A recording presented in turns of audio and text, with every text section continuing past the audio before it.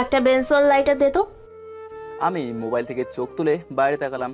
দেখি একটা সুন্দরী মেয়ে বাইরে দাঁড়িয়ে আছে। এত সকালে কনকনে শীতের মধ্যে মনে হয় জগিং করতে। এরপর আগে দেখিনি, থাক সেসব দেখে লাভ নেই। দোকানের প্রথম কাস্টমার, মানুষের মুখে শুনি কাস্টমার বলে লক্ষ্মী। আমি মুখে হাসি নিয়ে বললাম, নেই, শুধু বেনসন আছে।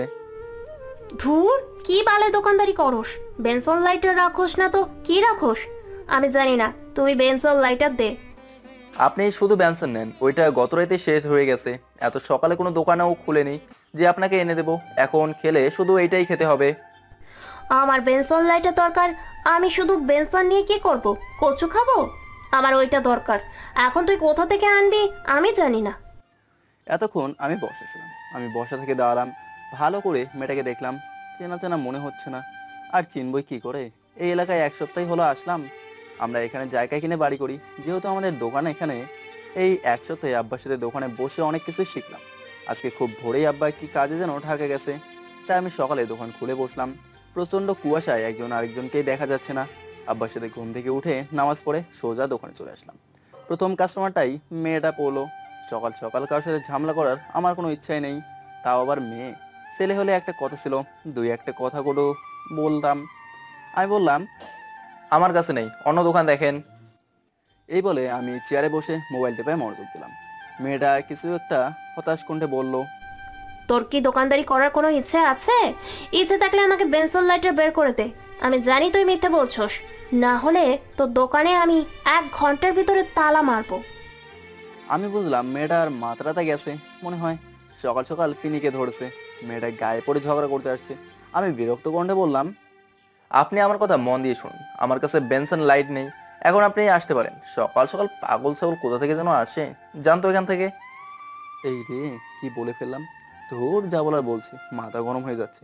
মেয়েটা রাগের লোক নিয়ে আমার দিকে তাকালো। আমি পাগল ছাগল?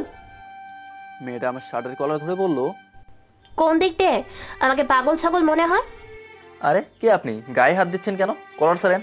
পাগল না হলে কে এই কাজ করতে পারে? একটা কথা আমি বারবার বলছি, আমার কাছে বেনসন লাইট নেই, তাও এই জিনিসটাই নিয়ে আপনি বাড়াবাড়ি করছেন। দেখ, তুই কিন্তু আমার সাথে ঝগড়া করছিস। এর ফল কিন্তু ভালো হবে না। আপনিই তো বেশি বাড়াবাড়ি করতেছেন, জানতো এখান থেকে। যাবো না। কি করবি? না গেলে দাঁড়িয়ে থাকেন। এই বলে আমি মোবাইল টেপে মনোযোগ দিলাম। দেখি মেয়েটা দূরে অন্য আরেকটা দোকানে তাকিয়ে আছে। একটু পর বলল, আচ্ছা দে, শুধু বেনসন দে। আমি ভাবলাম মেয়েটা সকাল সকাল এসে ঝামেলা করছে, আমার শার্টের কড়া ধরছে, এর একটা শাস্তি হওয়া উচিত। তাই আমি এক সপ্তাহের পুরনো এক বেনসন শিখলাম, দিলাম তারে। মেয়েটা চেক না করে মুখে দিল। শীতের কারণে হাত মনে হয় বড় হয়ে আছে, যার কারণে ম্যাচ দিয়ে আগুন ধরাতে কষ্ট হচ্ছে। 2-3 বার ট্রাই করেও পারছে না, বলল। আগুন ধরিয়ে দে। আমি মেয়েটার সিগারেটে আগুন ধরে দিলাম। দেখে সিগারেট টানতে শুরু করলো। ও 2 টান দিয়েই আমার দিকে আর চোখে দেখালো। মনে হয় বুঝে ফেলেছে, আর বুঝবেই না কেন। আরেক টান দিয়ে মুখ থেকে থুতু ফেললো, তারপর সিগারেট মাটিতে ফেলে দিল। আমার দিকে রাগে লুক নিয়ে তাকালো আর বলল, কয়দিন আগের বেনসন এটা? কোনো সমস্যা? সমস্যা না তো কি? তুই আমাকে পুরনো বেনসন দিয়ে বলস কোনো সমস্যা? তুই কি আমাকে বোকা ভেবেছিস? দে, ভালো একটা বেনসন দে। দিব, তাহলে আপনাকে 2টারই টাকা দিতে হবে। তোর সাহস তো কম না? তুই আমার কাছে টাকা চাস? আবার পুরনো বেনসন দিয়ে সকাল সকাল আমার মুখটাই নষ্ট করে দিলি, আবার ওইটা টাকা চাস? আপনি সিগারেট নিয়েছেন তো টাকা দেবেন না? আচ্ছা, তুই কে রে? এখানে যে একটা বুড়ো আঙ্কেল বসে থাকতো, উনি কোথায়? উনি আমাকে কত সম্মান করে, আর তুই আমার সাথে ঝামেলা করস? দে, সিগারেট দে। না, আগে আপনি টাকা দেন। দে বলছি, না হলে কিন্তু ভালো হবে না। দূর রাখেন, আগে টাকা দেন। দেখি মেয়েটা রেগে যাচ্ছে, তাতে আমার কিছু যায় আসে না। এই শীতের মধ্যে মেয়েটা ঘামছে, মনে হয় রাগের কারণে। দাঁড়া, তোকে টাকা দিচ্ছি, একটু পর তুই বেনসন দিবি। আরো কত কি দিবি? বলেই মেয়েটা মোবাইল বের করলো। দেখি আরেকজন লোক আসলো। লোকটিকে আমি চিনি, অনেক সময় দেখি আব্বার সাথে কথা বলে। ওনাকে দেখে আমার একটু জোর বাড়লো। ওনার নাম মাসুদ। মাসুদ ভাই বলল, কি আফিয়া, কোনো সমস্যা? তাহলে মেয়েটির নাম আফিয়া? আঙ্কেল, দেখেন না, তারে বলছি বেনসন লাইটার দিতে, কিন্তু সে আমাকে শুধু একটা বেনসন দিল, তাও আবার পুরনো। আমি বলছি নতুন একটা দিতে, ওইটাও দিচ্ছে না, আবার টাকা খুঁজছে। মেয়েটা যেভাবে বললো মনে হচ্ছে সব দোষ আমার, আর উনি একটা বাচ্চা মেয়ে। যা বলেছি দিয়ে দাও। ইমাদ, তুমি তো আমাকে চেনোই। কিন্তু আঙ্কেল। তোমারে যেটা বলেছি সেটাই করো। আমি একটা বেনসন দিলাম, মেয়েটা হাতে নিয়ে ভালো করে চেক করলো, পরে আগুন ধরিয়ে টানতে লাগলো। আঙ্কেল, সে মনে হয় নতুন, সেজন্য জানে না আমি কে। সেটাই, এসব নিয়ে আর বাড়াবাড়ি দরকার নেই। ও তো তোমার ভাইয়ের মতো, দুজন সমান বয়সী, ভাই বোনের মতো মিলেমিশে থাকবা, তাই না? কি বলিস ইমাদ? আমি ভাবতে লাগলাম মেয়েটার মনে হয় খুব পাওয়ার, না হলে মাসুদ আঙ্কেল এত সম্মান করে কথা বলছে কেন। যাই হোক, কোনো ঝামেলা করে লাভ নেই, আব্বা শুনলে পরে সমস্যা হবে। আমি বললাম, সেটাই। তাহলে আমি যাই। ইমাদ যা লাগে দে, ওনার কাছ থেকে কোনো সময় টাকা যাবি না। জি আঙ্কেল। মাসুদ আঙ্কেল চলে গেল। এদিকে আফিয়ার সিগারেট খাওয়া শেষ। আফিয়া বলল, একটা স্প্রিট ক্যান দে তো, ঠান্ডা। এই শীতের মধ্যে আপনি ঠান্ডা খাবেন? নর্মাল দেই? আমার স্বাস্থ্য নিয়ে তোকে ভাবতে হবে না, যা বলছি দে। আমি ফ্রিজ থেকে একটা স্প্রাইট দিলাম। মেয়েটা দাঁড়িয়ে দাঁড়িয়ে স্প্রাইটটা খেলো, বলল, কত টাকা হয়েছে? 65 টাকা। 65 টাকা কি রে? আমার হিসেবে 50 টাকা। তুই ওই নষ্ট সিগারেটের দাম চাচ্ছিস? হুম। আমি ওই নষ্ট সিগারেটের মূল্য দেব না, আর 50 টাকা তোরে আমি পরে দিয়ে যাব। আমরা তো বাকি দেই না, আপনার টাকা দেওয়া লাগবে না। মনে করেন এইটা আমি আমার পক্ষ থেকে খাওয়ালাম। না, আমি কারো কাছে ঋণী থাকবো না, তোরে আমি পরে দিয়ে যাব। শুনেন, আমার টাকা লাগবে না, যান তো এখান থেকে, আমার বিরক্ত লাগছে। আচ্ছা, আপনি কি মানসিক প্রতিবন্ধী? এমন করছেন কেন? মনে করেন আপনি আমার দোকানে আসেননি, এখন যান আপনি এখান থেকে। ওই, কয়দিন এলাকায় ছিলাম না বলে শরীরে তেল হয়েছে? আমার মুখের ওপর আজ পর্যন্ত কেউ কথা বলেনি, আর তুই কোথা থেকে উড়ে এসে আমার সামনে ঝগড়া করছিস? এর ফল কিন্তু ভালো হবে না। এই বলে রাগে গজ গজ করতে করতে চলে গেল। মেয়েটার সাথে ঝগড়া করে এই শীতের মধ্যে শরীর থেকে ঘাম বের হচ্ছে, সকাল সকাল মুডটাই নষ্ট করে দিল। মাথা পুরো গরম হয়ে আছে। এমনিতেই রাতে রিয়ের সাথে ঝগড়া হয়েছে, রাগের কারণে তার সাথে ব্রেকআপ করে তার নাম্বার ব্লক মেরে দিয়েছি। আমি ওই ঠান্ডার মধ্যে একটা স্প্রাইট খেলাম মাথা ঠান্ডা করার জন্য। আধা ঘন্টা পর মানুষ এসে শুরু করলো। দুপুর পর্যন্ত বেচা কেনা করলাম। ভাবলাম বাড়ি থেকে ফ্রেশ হয়ে লাঞ্চ করে একটু রেস্ট নিয়ে আসি। আমি আস্তে আস্তে দোকানের শার্টার ফেলে বাড়ির উদ্দেশ্যে রওনা দিলাম। 1 কিলোমিটার দূরে আমাদের বাসা। দুপুর টাইমে কোনো রিক্সা দেখা যাচ্ছে না। ভাবলাম হাঁটা ধরি। হাঁটতে লাগলাম। বাড়িতে যাওয়ার রাস্তায় একটা পার্ক পড়ে, যেটা জনসাধারণের জন্য উন্মুক্ত। দেখি সকালের মেয়েটা কি জানি নাম মনে হয়েছে, হ্যাঁ, আপিয়া নাম। নামটা কি সুন্দর, কিন্তু মেয়েটা একেবারে বদ। দেখি কয়েকজন ছেলের সাথে আড্ডা দিচ্ছে। আমার সেসব ভেবে লাভ নেই, আমি আমার মতো হেঁটে যাচ্ছি। তার মধ্যে থেকে একটা ছেলে আমাকে ডাক দিল। আমি তাদের সামনে গেলাম। আফিয়া বলল, কোথায় যাস? বাসায়। তুই হয়তো এই এলাকায় নতুন আসছস, তাই তোকে আজকের মতো ছেড়ে দিলাম। সামনে থেকে বুঝে শুনে কথা বলিস। ওকে। ওই বুড়ো আঙ্কেল কি তোর বাপ লাগে? হুম। উনি তো কত ভালো মানুষ, আর তুই একটা বদের হাড্ডি। আমি যেমনই হই তাতে আপনার কি? আমার কিছু না, পরবর্তী সময়ে সাবধানে থাকবি, না হলে এই শরীর আর পৃথিবীতে থাকবে না। আচ্ছা, দেখা যাবে। আমি সেখান থেকে চলে আসলাম। বাড়িতে এসে গোসল করলাম। মা ভাত দিল। আমি মাকে বললাম, মা, আব্বা কখন আসবে? আস্তে আস্তে রাত হবে। আজকে তুই দোকান চালা, রাতে একটু আগে এসে পড়িস। বেশি রাত হলে যদি রিস্কা না পাস। আচ্ছা। আমি আবার দোকানে এসে পড়লাম। একটু পর দেখি কিসের হোড়াহুড়ি। দেখি একটা ছেলেকে 4-5 জন ধরে মারছে। আমি তাদের হাত কাটতে যাব, এমন সময় আরেকজন অচেনা লোক আমাকে বলল, ওদের মারামারি ওরা করুক, তাতে তোমার কি? তুমি দোকানদার, তুমি গিয়ে দোকানদারি করো। কিন্তু ছেলেটা তো মরে যাবে। মরে গেলে যাক, তাতে তোমার কি? তুমি গিয়ে দোকানদারি করো। আমি বাধ্য ছেলের মতো দোকানে এসে দেখতে লাগলাম কি হয়। ছেলেটাকে মেরে আধমরা করে ফেলেছে। একটু পর দেখি আফিয়া বাইকে চড়ে আসলো, এসে এই ছেলেটার কাছে গেল। লোকজনের হুড়াহুড়িতে কিছুই শুনতে পারছি না, আর দেখতেও পারছি না।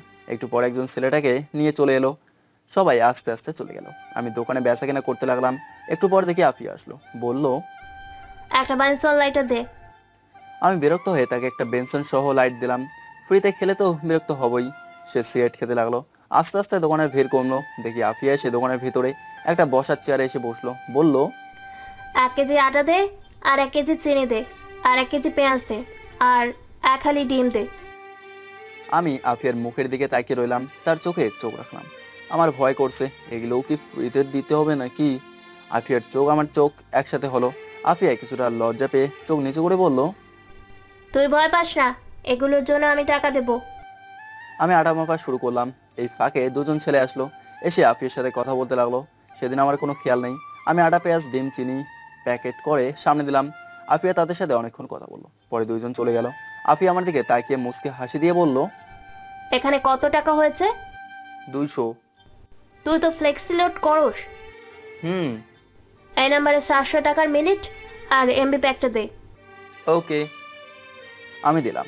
আফিয়া বলল, আমার নাম্বারটা সেভ করে রাখ, যদি কোনো সমস্যায় পড়স সাথে সাথে কল করবি। তার প্রয়োজন নেই। আফিয়া দেখতে অনেক সুন্দরী, দাঁতগুলো উঁচু নিচু, যার কারণে হাসি দিলে অনেক সুন্দরী লাগে। ঠোঁটে লিপস্টিক দেওয়া, নারী হিসেবে দেখলে 100-তে 1 জন। কিন্তু সে থাকেই ছেলেদের মতো, জিন্সের প্যান্ট শার্টে, শীতের মধ্যে একটা শীতের কাপড়, পায়ে সুজুতা। সে মনে হয় খুব বড় লোক, যার কারণে এত পাওয়ার। সেসব ভেবে লাভ নেই। একজন এসে বলল 10 কেজি আটা দিতে। আমি আটা মাপতে শুরু করলাম। 10 কেজি আটা দিলে উনি সেগুলো নিয়ে টাকা দিয়ে চলে গেল। আফিয়া বলল, এগুলোর দাম রাখ, আমি যাওয়ার সময় নিয়ে যাব। কত টাকা হয়েছে? আমি হিসেব করে বললাম 900 টাকা। আর 4টা সিগারেট দে। আমাকে একটা 1000 টাকার নোট দিয়ে বলল, সব মিলিয়ে কত টাকা হয়েছে রাখ, সকালের টাকা রেখে দে। আমি সকালের টাকা না রেখে ফেরত দিয়ে দিলাম। আফিয়া চলে গেল। আমি তার যাওয়ার রাস্তার দিকে তাকিয়ে রইলাম। মাস্টার আঙ্কেল যেহেতু বলছে ও আমার বয়সী, তাহলে আমার বয়স 23, আর ওর বয়সই এমনই। এই বয়সে মেয়েরা কি সুন্দর স্বামীর সাথে ঘর সংসার করে, আর ওর কি অবস্থা। নিশ্চয়ই এর পেছনে একটা কারণ আছে, সেই কারণটাই আমার জানতে হবে। এর মধ্যে দেখি মোবাইলে কল আসলো, নাম্বার চিনি না। ফোন ধরে কণ্ঠ শুনে বুঝতে পারলাম এটা রিয়া। ফোন দিছোস কেন? তোর লগে ব্রেকআপ। আমার কথা শুন, আমি খুবই দুঃখিত। আসলে আমি বুঝতে পারিনি রে, তরে আমি বড্ড ভালোবাসি ইমাদ। তরে ছাড়া কিন্তু আমি বাঁচবো না। এটা তো আমি লাস্ট 2 বছর ধরেই শুনে আসছি। সত্যি বলছি। আমি তোরে পরে ফোন দিচ্ছি, এখন দোকানে আছি। আচ্ছা, ফোন দিস কিন্তু মনে করে। আমি এক নাগারে রাত 10টা পর্যন্ত বেচা কেনা করলাম, কিন্তু মানুষ আসছেই। ভাবলাম চলে যাই, না হলে রিক্সা পাবো না। কিন্তু না, দোকান বন্ধ করতে করতে 11টা বেজে গেল। আমি দেখি আফিয়ার প্যাকেট পড়ে রইলো, সে এখনো আসেনি। ধরুন না আসলে নাই, এমনিতেই দেরি হয়ে যাচ্ছে। সারাদিনের বেচার টাকা সাথে নিলাম, একা যাও রিক্স। রিক্সা না পেলে দোকানেই রাত কাটাতে হবে। আশেপাশে তাকে দেখি কোনো রিক্সা নেই। মা অলরেডি 3বার ফোন দিয়ে ফেলেছে। এমন সময় দেখি আফিয়া কোথা থেকে জানি আসলো, দৌড়ে বলল, দে আমার প্যাকেট দে। আমি প্যাকেটটা দিলাম। আফিয়া বলল, কোনো রিক্সায় তো দেখছি না, কি করে বাড়ি যাব? আপনার না কত ছেলে পেলে আছে, ওদের বলেন আপনাকে নিয়ে যেতে। এটা বলাতে আফিয়া আমার দিকে তাকালো, কিন্তু কিছু বললো না। দোকানের সামনে অনেকক্ষণ দাঁড়িয়ে রইলাম, কোনো রিক্সায় আসছে না। প্রচুর কুয়াশা পড়ছে। খেয়াল করলাম আফিয়ার শরীরে তেমন শীতের কাপড় নেই, শুধু পাতলা একটা গেঞ্জি শার্টের ওপরে। ওই যে শীতে কাঁপছে, এটা আমি ভালো করেই বুঝতে পারছি। আমার গায়ে একটা লেদার আছে আর একটা শীতের চাদর। ভাবলাম চাদরটা দিই, কিন্তু যেই অ্যাটিটিউড নেয় নাকি সন্দেহ। আর না নিলে আমার কি, শীতে কাঁপছে সে আমার কি। আমি বললাম, প্রচুর শীত পড়ছে, এই চাদরটা নিন। তোর সাহস তো কম না, তুই আমার শরীরের দিকে নজর দিচ্ছিস। বুঝতে পেরেছি, এত রাতে কেউ নেই বলে।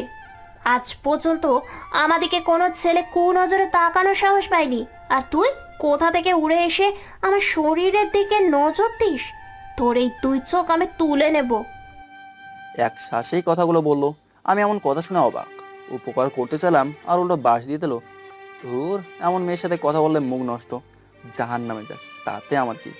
মা আবার কল দিল। পরিবারের একমাত্র ছেলে আমি, ছোট বোন আছে, বিবাহিত সে। এখন বাড়িতে মা একা। মা বলল, আজকে আসবি নাকি? আসবো তো, কিন্তু কোনো গাড়ি পাচ্ছি না। আব্বা বাড়িতে আসলে বললো একটা আগাইতে। তোর আব্বা এখনো আসে নেই, রাস্তায় আছে। কি করব এখন? তুই আস্তে আস্তে হাঁট, আমি আগাইতেছি। আচ্ছা। আমি হাঁটাতে হলাম। বাড়িতে যাওয়ার রাস্তা সোজা, চারপাশে বাড়িঘর আছে, জায়গায় জায়গায় ল্যাম্প পোস্ট। এরপরও কেন জানি ভয় করে, এলাকাটা নির্জন। খেয়াল করলাম আমার পিছনে আফিয়া হাঁটছে। মনে হয় কোনো উপায় না পেয়ে আমার পিছনে হাঁটা করতে হচ্ছে। আমি দাঁড়িয়ে গেলাম, তার দিকে এগিয়ে গেলাম। আফিয়া বলল, আমার দিকে আসবি না, এর ফল কিন্তু ভালো হবে না। ভুলে যাস না, রাতের পর কিন্তু সকাল আছে। আমার শরীরে যদি টাচ করিস, তাহলে সকালে ভোরের আলো দেখতে পারবি না। আমি তার কথায় কান না দিয়ে তার সামনে গেলাম। শীতে কাঁপছে আর ভয়েও। আমি চাদরটা তার শরীরে পেঁচিয়ে দিলাম। ও তখন চোখ বন্ধ করে ফেলছে, বোধহয় ভাবছে আমি অন্য কিছু করব। বললাম, সবসময় অ্যাটিটিউড দেখানো ঠিক না, চাদরটা ভালো করে গায়ে দিন, ভালো লাগবে। আর পেছন পেছন না হেঁটে পাশাপাশি হাঁটুন। এই বলেই আমি হাঁটা ধরলাম। একটু পর দেখি আফিয়া আমার পাশাপাশি হাঁটছে, চাদরটা শরীরে ভালো করেই গায়ে দিল। হাঁটতে হাঁটতে অনেকটুকু চলে আসলাম, কোথা থেকে জানি এক কুকুর ঘেউ ঘেউ করে উঠলো। আফিয়া ভয়ে আমার শরীরের উপর পড়লো, আমি তাকে ধরে ফেললাম। আফিয়া আমার সামনে আমাকে রীতিমতো ভয়ে কাঁপছে। আমি বললাম, ভয়ের কিছু নেই, এটা কুকুর ছিল। আমি ভয় পাচ্ছি না। আপনি ভয় পাবেন কেন? আপনি তো অনেক সাহসী, এখন হাঁটেন। আমরা আবার হাঁটতে শুরু করলাম। আফিয়া বলল, বামের গলির একটু সামনেই আমার বাসা। আমি তাকে দেখি অন্ধকারে এক গলি, কিছু দেখা যাচ্ছে না।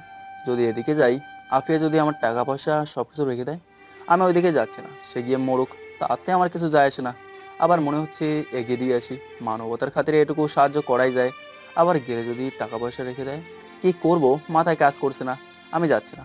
আফিয়া বলল, এইটুকু রাস্তা এগিয়ে দে না, আমার সত্যিই খুব ভয় করছে। আমি আফিয়ার মুখের দিকে তাকালাম, দেখি যে সত্যিই খুব ভয়ে আছে, মনে হয় করুণার দৃষ্টিতে বলছে। আমি ভাবলাম যাই এগিয়ে দিয়ে আসি। ওকে চলেন। আমি আফিয়ার পাশাপাশি হাঁটতে লাগলাম। আফিয়া আমার শরীরের সাথে লেগে লেগে হাঁটছে। কিছুক্ষণ হাঁটার পর আফিয়া বলল, এটা আমার বাসা, ভিতরে এসে বস। না তার প্রয়োজন নেই, আরেকদিন আসবো। ধন্যবাদ তোকে। এই নে তোর চাদর। ওকে। আমি চাদরটা নিয়ে হাঁটা ধরলাম, তাড়াতাড়ি গলি থেকে বের হলাম। তারপর বাড়ির রাস্তায় হাঁটা ধরলাম, আরো অনেকটুকু পথ বাকি। এখন আমার নিজেরই ভয় করছে। দেখি সামনে থেকে একজন মহিলা আসছে, ভালো করে তাকে দেখি এটা মা। মাকে দেখে যেন আমার আত্মাটা শান্তি হলো। আমি আর মা একসাথে হাঁটতে লাগলাম। কিছুক্ষণ হাঁটার পর 4-5 জন ছেলে আমাদের ঘিরে ধরলো। তাদের প্রত্যেকের মুখ মাফলার দিয়ে ঢাকা। এক মুখোশধারী বলল, যা আছে সব কিছু দিয়ে দে। মা ভয় পেয়ে আমার পেছনে লোকালো। একজন এসে আমার পকেটে হাত দিতে লাগলো। আমি ছেলেটার হাত ধরে ফেললাম।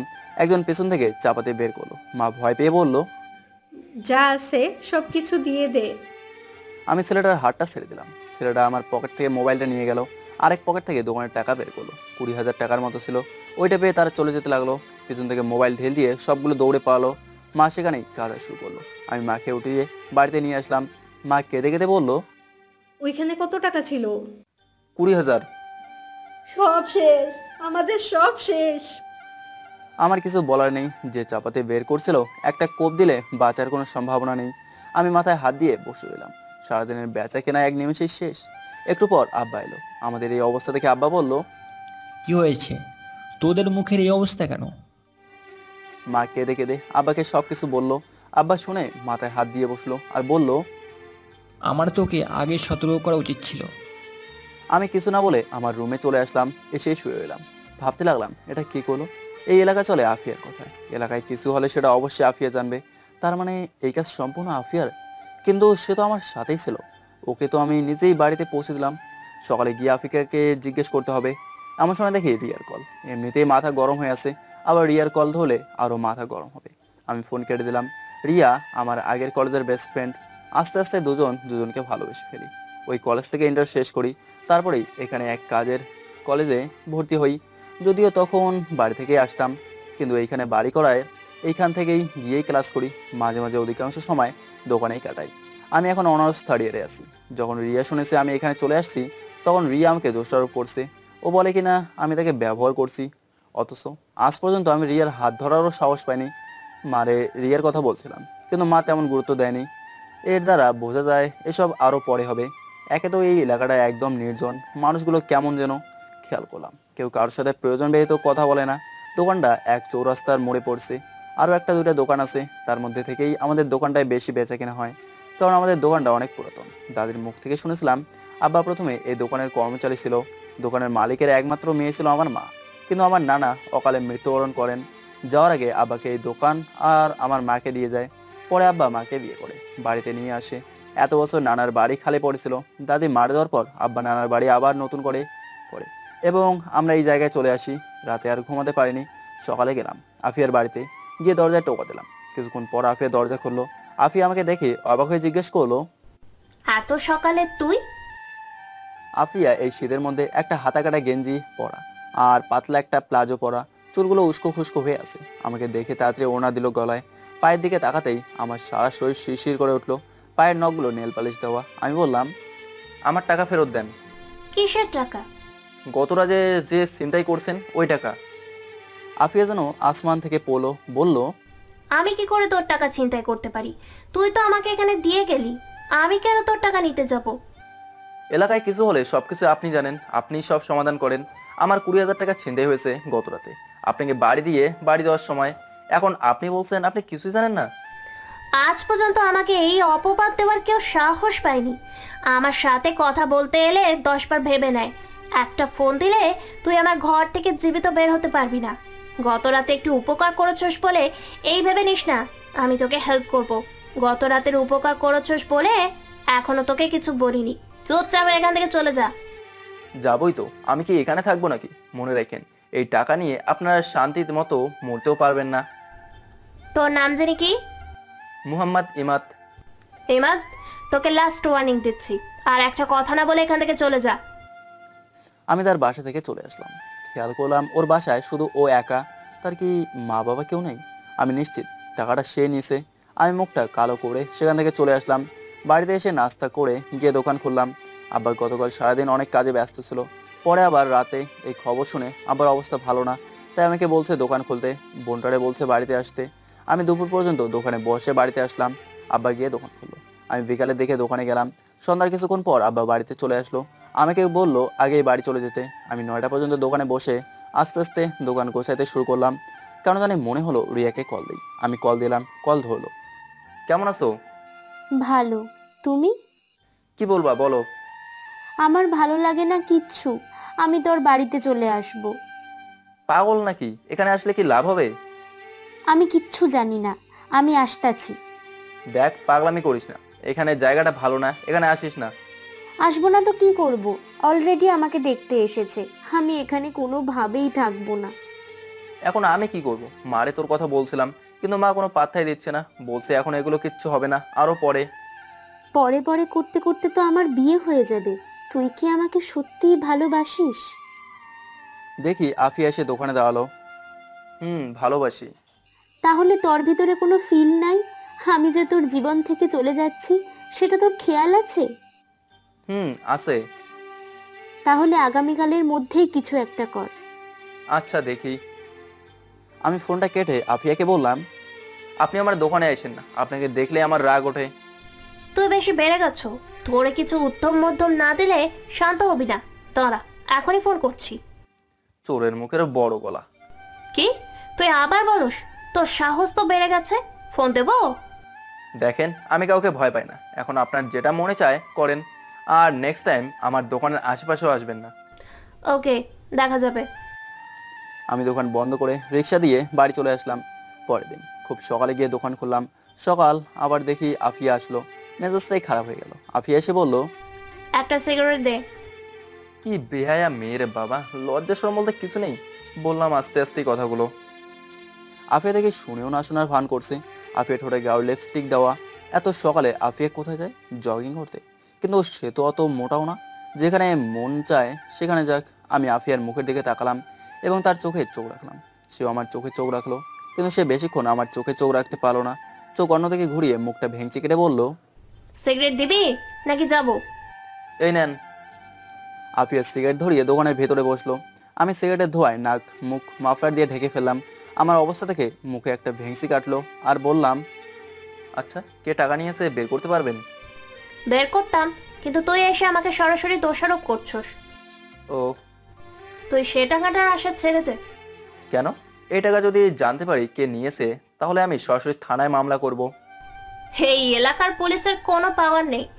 এই এলাকা চলে আমার কথায়, আর এই এলাকার মেম্বার চেয়ারম্যান আমার পায়ের নিচে। তাই নাকি? তোর বিশ্বাস হয় না? না, আমার কাছে আপনি একটা দুর্বল নারী, যার আছে অনেক স্বপ্ন। চুপ! এ বিষয়ে তোরে কে বলছে কথা বলতে? আচ্ছা আপনাকে একটা প্রশ্ন করি। কর। আপনার মা বাবা নেই? এমন প্রশ্ন করাতে আফিয়ার মুখটা মুহূর্তেই কালো হয়ে গেল। মুখে হাসি এনে বলল, না। কিন্তু মুখের হাসিটা কান্নার চেয়েও করুণ দেখালো।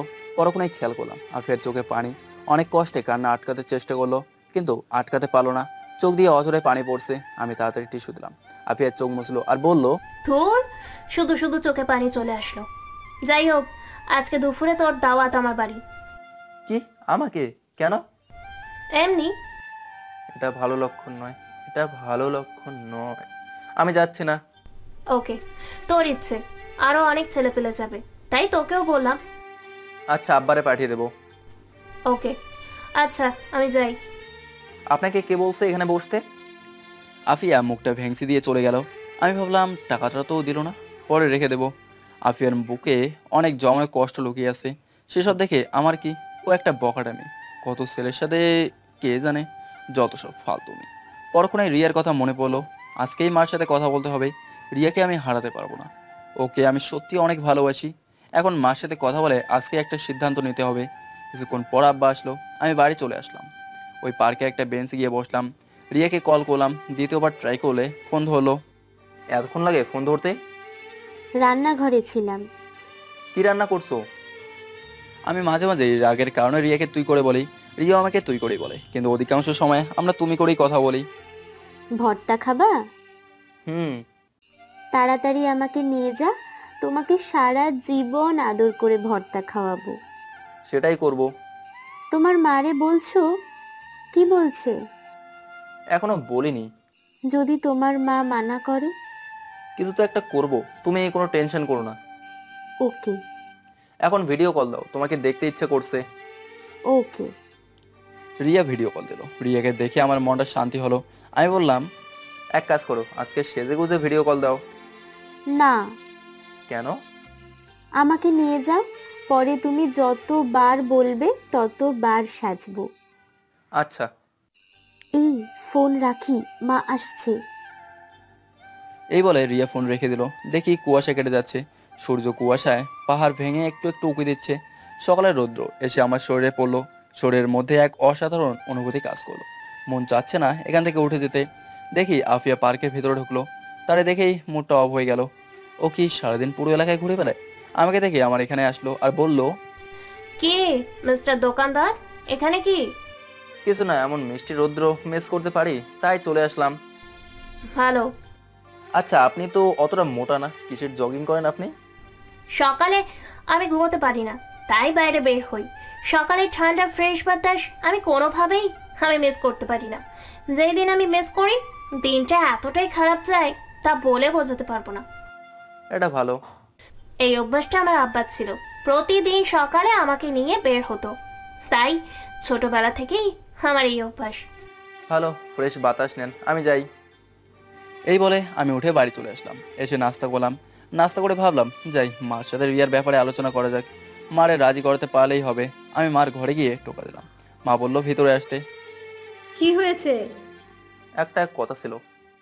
বল। এটা রিয়ার ব্যাপারে। কোন বিয়ের ব্যাপারে? তোমারে বলছিলাম না একটা মেয়ের ব্যাপারে, আমার ক্লাসমেট ছিল রিয়া।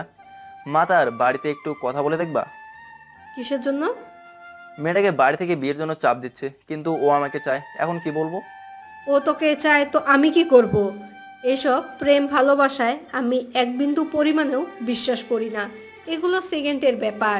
এই আছে এই নাই, আছে আবেগের ঠেলায় বলেছে তোকে ভালোবাসে, তোর থেকে ভালো কোনো ছেলে পাক এক মুহূর্তও লাগবে না তোকে ভুলতে। আমার দায়িত্ব আমি পালন করি, ওকে আমি ভালোবাসি মা, এখন আমি তাকে চাই। কোন মুখে তুই এই কথা বলিস? তুই মাত্র পড়াশোনা করছিস, চাকরি হোক পরে চিন্তা ভাবনা করবনি। যে একটা দোকান আছে ওইটার কোনো নিশ্চয়তা নাই, কোন সময় জানি কি হয়ে যায়। দেখছস না ওই দিন টাকাটা কিভাবে কেড়ে নিয়েছে? আর যদি দোকান এভাবে কেড়ে নেয় তখন কি করবি? পরে তো পথে বসতে হবে। তোর বাবার পাপে ধরেছিল ওই জায়গায় দোকান চালাতে, বাড়ির আশেপাশে যেন জায়গাই ছিল না। ওই এলাকায় একদম ভালো না, এই এলাকা ভালো মানুষের জন্য না। কিন্তু মা, কিছু তো একটা করো, ওর বাড়িতে বলে কিছুদিন সময় তো নিয়ে দাও। নিলাম সময়, পরে কি হবে? মেয়ের বয়স কত? 20-22 হবে। পরে চিন্তা করে এখন সময় নিয়ে কি ঠিক হবে? পরে কি হবে কেউ জানে না, শুধু শুধু মেয়েটাকে বসিয়ে লাভ আছে? তুই তোর মতন থাক আর ওকে ওর মতন থাকতে দে। কোন মুখে তুমি এই কথা বলো? আর যদি আব্বা তোমাকে এই কথা বলে, তুমি নিতে পারবে? তুমি কিছু একটা করো, আমি তাই চাই তাকে। ও আমার মুখের দিকে তাকিয়ে আছে আম্মু। এখন আমায় টেনশন দিস না, কিছুদিন পর ফাতিমার ডেলিভারি। ফাতেমা আমার ছোট বোনের নাম। কিন্তু মা, আমি কোন মুখে মেয়ের বাড়িতে কথা বলবো? আমাদের কিছু আছে? না আছে জায়গা সম্পত্তি, না আছে ভালো বাড়ি, কোনো মতে দিন চলছে, এরই মাঝে তুই কি করে এই কথা বলতে পারোস? টাইম নাও, রিয়া রাজি আছে। আমাদের টাইম দেওয়ার জন্য ওরা বসে আছে না। অন্তত বলে তো দেখতে পারি। আচ্ছা ঠিক আছে, তোর আব্বারে পাঠাইতে পারি কি না? আচ্ছা। এই বলে আমি চলে আসলাম। আমি হাড়ে হাড়ে বুঝতে পারছি মার বিন্দু পরিমাণও ইচ্ছে নেই। আমি রিয়াকে কি করে বলবো? যেদিন আব্বা যাবে ওই দিন রিয়াকে বলবো। রাতে থেকে রিয়া সেজে গুজে ছবি পাঠালো। আমি তখন দোকানে। আমি ফোন দিলাম, কিন্তু মেসেজ দিয়ে বলো ফোন না দিতে। পরক্ষণে অফলাইন চলে গেল। 3 দিন পর ডেট ঠিক হলো, আব্বা যাবে তাদের বাড়িতে। আশ্চর্যের বিষয় হলো 3 দিনে একবারও রিয়াকে ফোনে পেলাম না, অনলাইনেও আসলো না। অবশেষে রিয়ার মার মোবাইলে কল দিলাম, তখন রিয়া কল ধরলো। কণ্ঠ চিনে বুঝতে পারলাম। আমি বললাম, তোমারে তো কল দিয়ে পাই না। আমার মোবাইল মা নিয়ে গেছে, মার বাটন মোবাইল আমার কাছে। আজকে আব্বা যাচ্ছে তোমাদের বাড়িতে। কিন্তু কিন্তু কি? আমাকে এসে দেখে গেছে এক সম্বন্ধ, এমনকি বিয়ের তারিখ পর্যন্ত ঠিক হয়ে গেছে। কি বলো? তুমি বলো নাই আমার কথা? বলেছি, কিন্তু কেউ আমার কথা কানেই নেয়নি। আচ্ছা, তোমার আব্বা আসুক, আমি তোর আব্বার সাথে চলে আসব। না, আমি ফ্যামিলির উপরে যেতে পারবো না। আচ্ছা, তোমার আব্বা আসুক, দেখি কি করতে পারি। আচ্ছা। আমি সারাদিন দোকানে থেকে রাতে বাড়ি গেলাম। দেখি আব্বা বাড়িতে। মার মুখের অবস্থা ভালো না। আমি বললাম, কি হয়েছে? আমি কত করে বলেছিলাম এখন এগুলোর প্রয়োজন নেই। তোর আব্বারে সেখানে গিয়ে অপমানিত হয়ে আসছে। তাকে বিয়ে করার জন্য সরকারি চাকরিজীবী ছেলে বসে আছে এবং অলরেডি ডেট তারিখ ফিক্স করে ফেলেছে। মেয়েটা আমার সাথে চলে আসতে চাচ্ছিল, কিন্তু আমি অনেক কষ্টে বুঝিয়ে রেখে আসছি। আমি বলার মতো কিছুই খুঁজে পেলাম না। আমি বাইরে বের হয়ে রিয়াকে কল করলাম। রিয়া আমাকে ভিডিও কল দিল। দেখি রিয়া কাঁদছে। রিয়া বলল, আমি তোমাকে ছাড়া থাকতে পারবো না, আমি তোর বাড়িতে চলে আসছি। তোর বাসার ঠিকানা দে তো। না, এই ভুল করিস না। কেন, তুমি আমাকে চাও না? অবশ্যই চাই। তাহলে এমন কথা বলছো কেন? আজ পর্যন্ত তোর হাতটা পর্যন্ত ধরিনি। ভেবেছিলাম বিয়ের পর একেবারে তোর হাত ধরবো, কিন্তু দেখি এখন আর সেটা সম্ভব না। তোরই কোনো ইচ্ছা নেই আমাকে পাবার। এই বলে রিয়া শিশুর মতো কাঁদতে লাগলো। অজান্তেই আমার চোখ দিয়ে পানি বের হয়ে পড়লো। আমার ভিতরটা কষ্টে পুড়ে যাচ্ছে। তাড়াতাড়ি তোর বাসার ঠিকানা দে তো, আমি আগামী কালই আসছি। পরে তুই যা ইচ্ছা করার করিস। আচ্ছা। আমি তোর হাতটা একটি বারের জন্য ধরতে চাই, আমি একটি বারের জন্য তোকে অনুভব করতে চাই। এই বলে রিয়া কাঁদতে লাগলো। আমি বললাম, ঠিকানা টেক্সট করলাম। পার্কের ঠিকানাটা দিলাম। আর কতক্ষণ পুরনো স্মৃতি মনে করে কিছুক্ষণ কথা বলে ফোনটা কেটে দিলাম। পরদিন আব্বার এই দোকানে রেখে পার্কে গেলাম। গিয়ে রিয়ার জন্য অপেক্ষা করতে লাগলাম। দেখি আফিয়াও পার্কে আসলো কয়েকজন ছেলেপেলে নিয়ে। তাদের দেখেই মেজাজটা বিগড়ে যায়। তারা দূরের এক বেঞ্চে বসে কথা বলতে লাগলো। এক সময় দেখি আফিয়া একটা ছেলেকে চড় দিল। চড় খেয়ে ছেলেটা মাটিতে পড়ে গেল। আফিয়া ছেলেটাকে আরও কি জানি বললো। দেখি রিয়া রিক্সা থেকে নেমে পার্কের ভিতরে প্রবেশ করলো। আমি ইশারা দিলাম। রিয়া আমার কাছে আসলো, এসে আমাকে জড়িয়ে ধরলো, ফুপিয়ে কেঁদে উঠলো। আমি তার পিঠে হাত রেখে সান্ত্বনা দিতে লাগলাম। আমি রিয়াকে আমার পাশে বসালাম। রিয়া আমার হাতে হাত ধরলো, আমার কাঁধে মাথা রেখে কাঁদতে লাগলো। রিয়া বলল, আমি তোমাকে হারাতে চাই না। আমিও। চলো না, এখনই গিয়ে বিয়ে করে ফেলি, পরেরটা পরে ভাবা যাবে। কিন্তু হো, বুঝেছি, তোমারই কোনো ইচ্ছে নেই। শুনেছি সত্যিকার ভালোবাসা বলে কখনো কাউকে ভয় পায় না। আসলে তুমি আমাকে সত্যি ভালোবাসো না। বাসি না বাসলে কি আর এত কিছু করতাম? সবার আগে ফ্যামিলি। যারা এই ফ্যামিলির উপরে গিয়েছে তারাই শেষ হয়ে গেছে। কতই না ভালো হতো যদি সারাটা জীবন একসাথে থাকতে পারতাম। এখনো হয়তো সময় আছে। এভাবে আমাকে দূর থেকে ভালোবেসে যেতে পারবা? হয়তো তোমার এই একটু ভালোবাসা নিয়ে আমি সারাটা জীবন কাটিয়ে দিতে পারবো। কোনোই কি উপায় নেই? উপায় আছে, কিন্তু এমনও হতে পারে সেটা বেশি দিন স্থায়ী হবে না। তার চেয়ে ভালো না এমন একটা জায়গায় যাওয়া, সেখানে আজীবন স্থায়ী হওয়া। কিন্তু তুমি প্রমিস করো, আজীবন তুমি আমার সাথে সম্পর্ক রাখবা, আমাকে ভুলবা না কোনো দিন। কথা দিলাম তোমার সাথে আজীবন যোগাযোগ রাখবো। মনে করবা আমি তোমার পাশে আছি সব সময়। মনে আছে আমরা দুজন প্রেমে পড়ার আগে কি রকম ছিলাম? ঠিক সেরকম ভাবে আমাদের সারাটা জীবন কাটিয়ে দেবো। ওকে, তুমি কোন মেয়েকে বিয়া করবা সেটা আমি সিদ্ধান্ত নেব। আমার পছন্দ তোমার পছন্দ। আচ্ছা এখন একটু হাসো, তোমার হাসিটা অনেকদিন ধরে মিস করছি। রিয়া একটা মুচকি হাসি দিল। দূর থেকে যতই বলতাম রিয়া আমাকে দোষারোপ করতো আর কোনো অঘটন ঘটিয়ে ফেলতো। কাছে থেকে বুঝিয়ে বলাতে ও কীরকম মেনে নিল। এমন সময় যে আমি রিয়াকে ভালোবাসি না, তো হলাম আমি রিয়াকে বিয়ে করলাম তার ফ্যামিলিকে না জানিয়ে। এক্ষেত্রে রিয়ার কোনো অস্তিত্ব থাকবে না। কোনো দিন শখ করেও নিজের বাপের বাড়ির নাম বলতে পারবে না, যার কোনো অস্তিত্বই নেই। তার আবার কিসের স্বপ্ন সুখ, কিছুদিন পর আমি হয়ে যাব তার কাছে নরক। তার চেয়ে ভালো না দূর থেকে দুজনকে ভালোবেসে যাব। আমাদের এরকম মিশিয়ে বসাতে আফিয়া প্রশ্নবোধক মুখ নিয়ে আমাদের কাছে আসলো, বলল, কে মিস্টার দোকানদার? গার্লফ্রেন্ড নাকি? হুম। কিন্তু তোমরা এভাবে মিশিয়ে বসে আছো কেন? এটা তো পাবলিক প্লেস। আসলে আপু, কিছুদিন বাদে আমার বিয়ে। দুর্ভাগ্যবশত আমার বিয়েটা ইমাদের সাথে হচ্ছে না, তাই ইমাদকে লাস্ট বিদায় জানাতে এসেছি। ভালো, তোমরা দুজন একটু ভিন্ন টাইপের। আপু, কিরকম? আমি যতদূর জানি কোনো ছেলের গার্লফ্রেন্ডের বিবাহ হলে তাদের বিচ্ছেদের সময় একজন আরেকজনকে গালাগালি, মারামারি, হ্যান ত্যান কত কিছু, এমনকি একজন আরেকজনকে খুন করে ফেলে। আর তোমরা দুজন কি সুন্দর হাসি মুখে দুজন দুজনকে বিদায় দিচ্ছ। হয়তো এর মধ্যে কোনো কল্যাণ আছে। জি আপু। আসলে কি জানো, ভালোবাসার মানুষটাকে বিয়ে না করাই শ্রেয়। কারণ বিয়ে করলে মানুষটা থেকে যায়, কিন্তু ভালোবাসাটা আর থাকে না। আমি ইমাদকেই ভালোবাসি। বিয়ের পর ওকে আমি দূর থেকে ভালোবেসে যাব। সেটাই ভালো। তোমরা থাকো, আমি যাই। আফিয়া চলে গেল। আমি বললাম, চলো মার সাথে দেখা করে যাবে। চলো। আমি রিয়াকে বাসায় এনে মার সাথে পরিচয় করে দিলাম। কি আজব, মার সাথে সেকেন্ডের মধ্যে মিশুক হয়ে গেল। কি কথা লাগিয়ে দিল।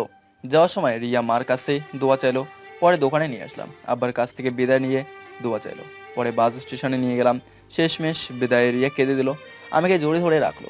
বাসে উঠিয়ে দিয়ে দোকানে চলে আসলাম। ইচ্ছা করে রিয়ার বিয়ের তারিখটা জানি না, কারণ ওই দিনটায় কষ্ট হতো বেশি।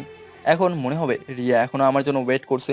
কষ্ট দূর করার জন্য যতটা সম্ভব রিয়াকে ভুলে থাকাই ভালো। দোকানে আসলে আব্বা বাড়িতে চলে গেল। সন্ধ্যা সুই সুই সন্ধ্যার সময় দেখি কুয়াশা পড়া শুরু করছে। তাড়াতাড়ি বাড়ি চলে যাই। এভাবেই অনেক দিন চলে গেল। বিয়ের এক সপ্তাহ পর রিয়া তার স্বামীর সাথে আমার পরিচয় করে দিল। তার স্বামীও খুব মিশুক। অল্প কথাতেই দুজন বন্ধুর মতো হয়ে গেলাম। মাঝে মাঝে আমাকে ফোন দিয়ে রিয়া কি পছন্দ করে কি অপছন্দ করে এটা সেটা জিজ্ঞেস করে। মানে তাদের সংসার ভালোই চলছিল। এটা দেখে আমি খুব খুশি, কিন্তু আমার মনের ভেতর একটা চিনচিন কষ্ট বাহারি দেয়। কারণ রিয়াকে নিজের মতো করে পেলাম না। হয়তো রিয়া সেটা আমার চোখে দেখতে পায়, দেখলেই আর কি লাভ। ভাবলাম রিয়ার সাথে আর কোনো সম্পর্ক রাখা যাবে না। তার সাথে কথা বললেই পুরনো স্মৃতি মনে হয়। তখন ভেতর থেকেই চাপা কান্না চলে আসে।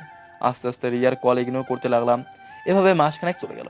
দোকানের মধ্যে এখন আমি বেশি সময় থাকি, কারণ আব্বা বছরখানেক আগে স্ট্রোক করেছিল, যার কারণে বেশি প্রেশার নিতে দেয় না।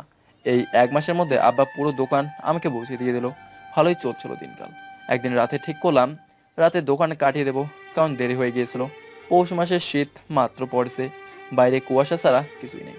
দোকান পরিষ্কার করতেছিলাম, এমন সময় দেখি আফিয়া কোথা থেকে জানি দৌড়ে আসলো, বলল, 1 কেজি তেল দে, আর মুখে দেওয়ার জন্য ভালো ক্রিম দে, আর একটা সুই দে, আর 1 প্যাকেট নুডলস। রাতে শুয়ে দিতে পারবো না। দে দে। আরো কয়েকটা জিনিসের নাম বললো। আজকে সিগারেট চাচ্ছে না। আমি বললাম, সিগারেট দেবো না। না রে, ঠান্ডা লেগেছে। ও। আমি আস্তে আস্তে সবগুলো জিনিস দিলাম। বলল, কত টাকা হয়েছে? 950 টাকা। আফিয়া আমাকে একটা 1000 টাকার নোট দিল। টাকাটা হাতে নিয়ে আমি টাকাটার কোড নাম্বারের দিকে তাকালাম। আমি সবসময় কারো কাছ থেকে বড় টাকার নোট পেলে অথবা দিলে আমি কোড নাম্বারটা দেখে নিই, যাতে উনি অস্বীকার করতে না পারে অথবা জাল বলে ঝামেলায় ফেলতে না পারে। ওই দিন আফিয়া একটা 1000 টাকার নোট দিয়েছিল। ওই দিন আমি কোডটা ভালো করেই দেখেছিলাম, কারণ আফিয়া এমনিতেই তেরা টাইপের মেয়ে। কিন্তু খেয়াল করে দেখলাম ওই দিন যে টাকা দিয়েছিল সেই টাকার লাস্টের কোড আর আজকের টাকার লাস্টের কোড এক। ওই দিন টাকা ছিনতাই হয়ে গেছিল। সেই ছিনতাই করার টাকার মধ্যে আফিয়ার দেওয়া ওই টাকাটাও ছিল। দুর্ভাগ্যবশত আফিয়া আজকে আমাকে এই টাকাটা এনে দিল। তার মানে ওই দিন ছিনতাইটা আফিয়া করেছিল।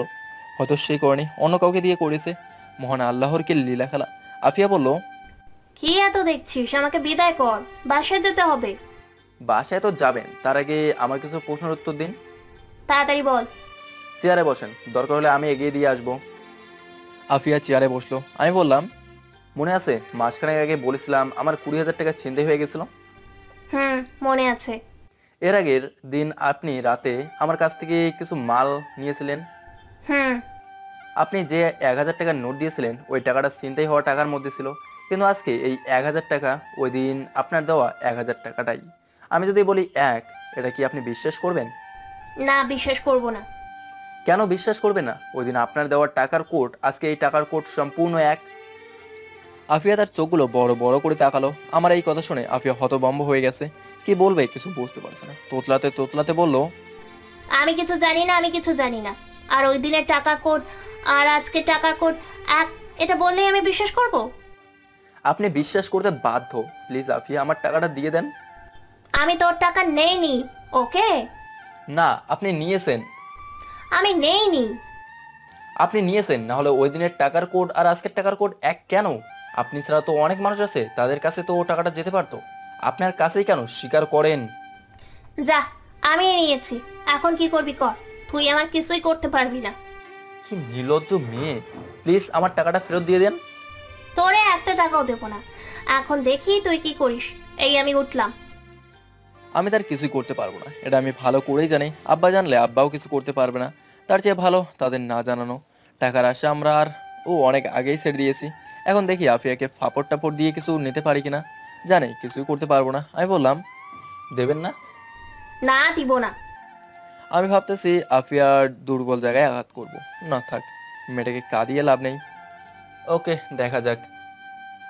আফিয়া বাইরে তাকিয়ে দেখে কোনো গাড়ি নেই। আফিয়া বলল, বাসায় যাবি না? না, আজকে দোকানে থাকবো। এখন আমি কি করে বাসায় যাব? আমার দিকে তাকিয়ে মুচকে হাসি দিয়ে বলল, একটু এগিয়ে দিবি? তোর আপনি কে? আপনাকে চিনি না, বের হন দোকান থেকে। টাকা চুরি করে বলে, আবার বড় বড় কথা বলে। আপনার মতো মেয়েরা লাস্টে মানুষের লাথি উষ্টা খেয়ে মরে। এমন করতেছো কেন? একটু হেল্পই তো চাইছিলাম। ওই দিন তো আপনার হেল্প করেছিলাম, উল্টা আমার পিঠে লাথি মারলেন। এলাকায় অন্য কেউ ছিল না? আসলে আমি জানতাম না ওটা তোর টাকা ছিনতাই করেছে। পরের দিন সকাল পর্যন্ত আমি জানতাম না। তুই যখন আমার সাথে রাগারাগি করে চলে গিয়েছিলি, পরে আমি খোঁজ নিয়ে জানতে পারি তোর টাকা ছিনতাই করেছে। পরে ভাবলাম তোর কাছে ছোট হয়ে কি লাভ, তাই তার চেয়ে ভালো না জানানো। অনেক ভালো কাজ করছেন, এখন দোকান থেকে বের হন। এমান, সরি। সরি আমি বুঝি না, আমি টাকা ফেরত চাই। 20,000 টাকা কামানো খুব কষ্ট। চোররা টাকার মর্যাদা কি বুঝবে? আফিয়ার মুখটা মুহূর্তের মধ্যেই কালো হয়ে গেল। মনে হচ্ছে লজ্জায় কি বলবে কিছু বুঝতে পারছে না। আমি আমার টাকা ফেরত চাই। এখন যেটা করার দরকার আমি সেটাই করব। খেয়াল করলাম আফিয়ার চোখের কোণে পানি জমে গেছে। ধপ করে চেয়ারে বসে পড়লো, হাত দিয়ে মুখ থেকে ফেললো।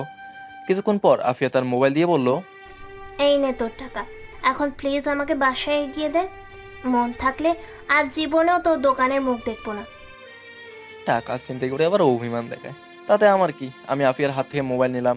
মোবাইল দেখি iPhone 12। মোবাইল দেখে আমি অবাক, আফিয়া iPhone 12 চালায়? এটা যেন আমি বিশ্বাসই করতে পারতেছি না।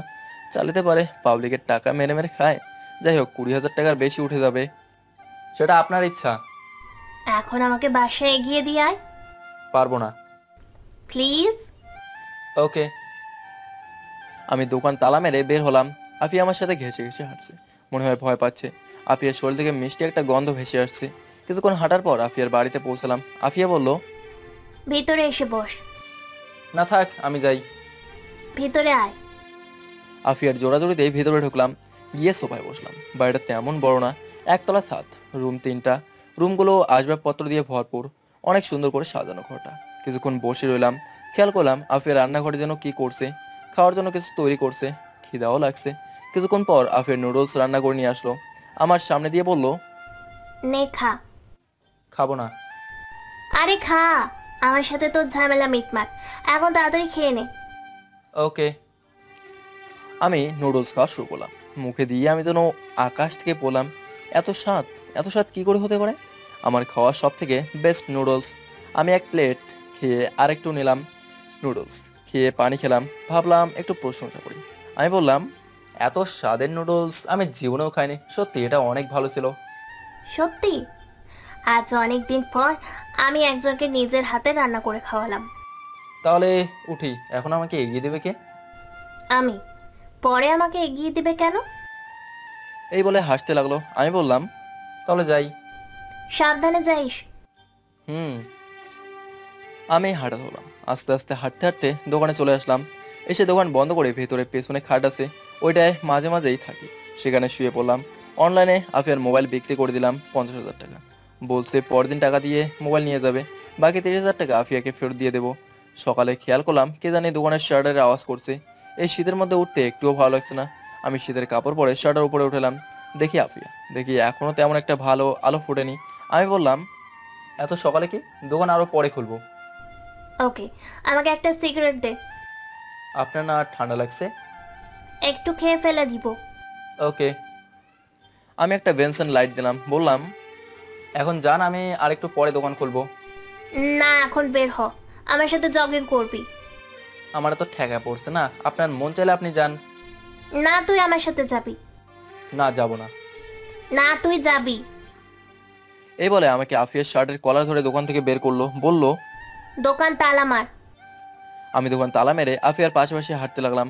আফিয়ার সিগারেট ফেলে দিল, বলল, তুই সিগারেট খাস না? না। ভালো। আফিয়া হাঁটতে হাঁটতে নদীর পাড়ে নিয়ে আসলো। কুয়াশার কারণে কিছু দেখা যাচ্ছে না। আমি বললাম, এত শীতের মাঝে কি জন্য নিয়ে আসলেন? কি আরামের ঘুমের মধ্যে ছিলাম। আমার আজান দেওয়ার আগে ঘুম ভেঙে যায়, পরে আর ঘুম ধরে না, তাই বাইরে চলে আসি। আপনার জগিং করার কি দরকার? আপনার তো স্লিম ফিগার, মানে একদম পারফেক্ট। দূর, তুই যে কি বলস। চল ওই দিকটা যাই। চলেন। আমি আর আফিয়া কিছুক্ষণ হাঁটাহাঁটি করে দোকানে চলে আসলাম। আফিয়া বাড়িতে চলে গেল। আমি দোকান খুলে বসলাম। কিছুক্ষণ পর আব্বা আসলো। আমি বাড়িতে চলে আসলাম। এসে খাওয়া দাওয়া করে আবার দোকানে যেতে লাগলাম রিক্সা দিয়ে। আফিয়ার বাড়ির রাস্তায় মোড়ে এসে দেখি আফিয়া দাঁড়িয়ে আছে। আমাকে দেখে থামতে বলল, রিক্সা থামালো। আফিয়া বলল, মামা, আমিও যাব। আরে আপনি কি করে উঠবেন? ভাই আপনি অন্য রিক্সা নিয়ে যান, আফা যেখানে যাবে আমি নিয়ে। আরে কি বলেন, আমাকে দোকানে দিয়ে আসেন। আফিয়া হেসে বলল, অসুবিধা নেই, আমরা শেয়ার করে বসছি। আরে না, আপনিই যান, আমি অন্য রিক্সা নিয়ে যাব। চুপচাপ বস, আমার হাত ধর।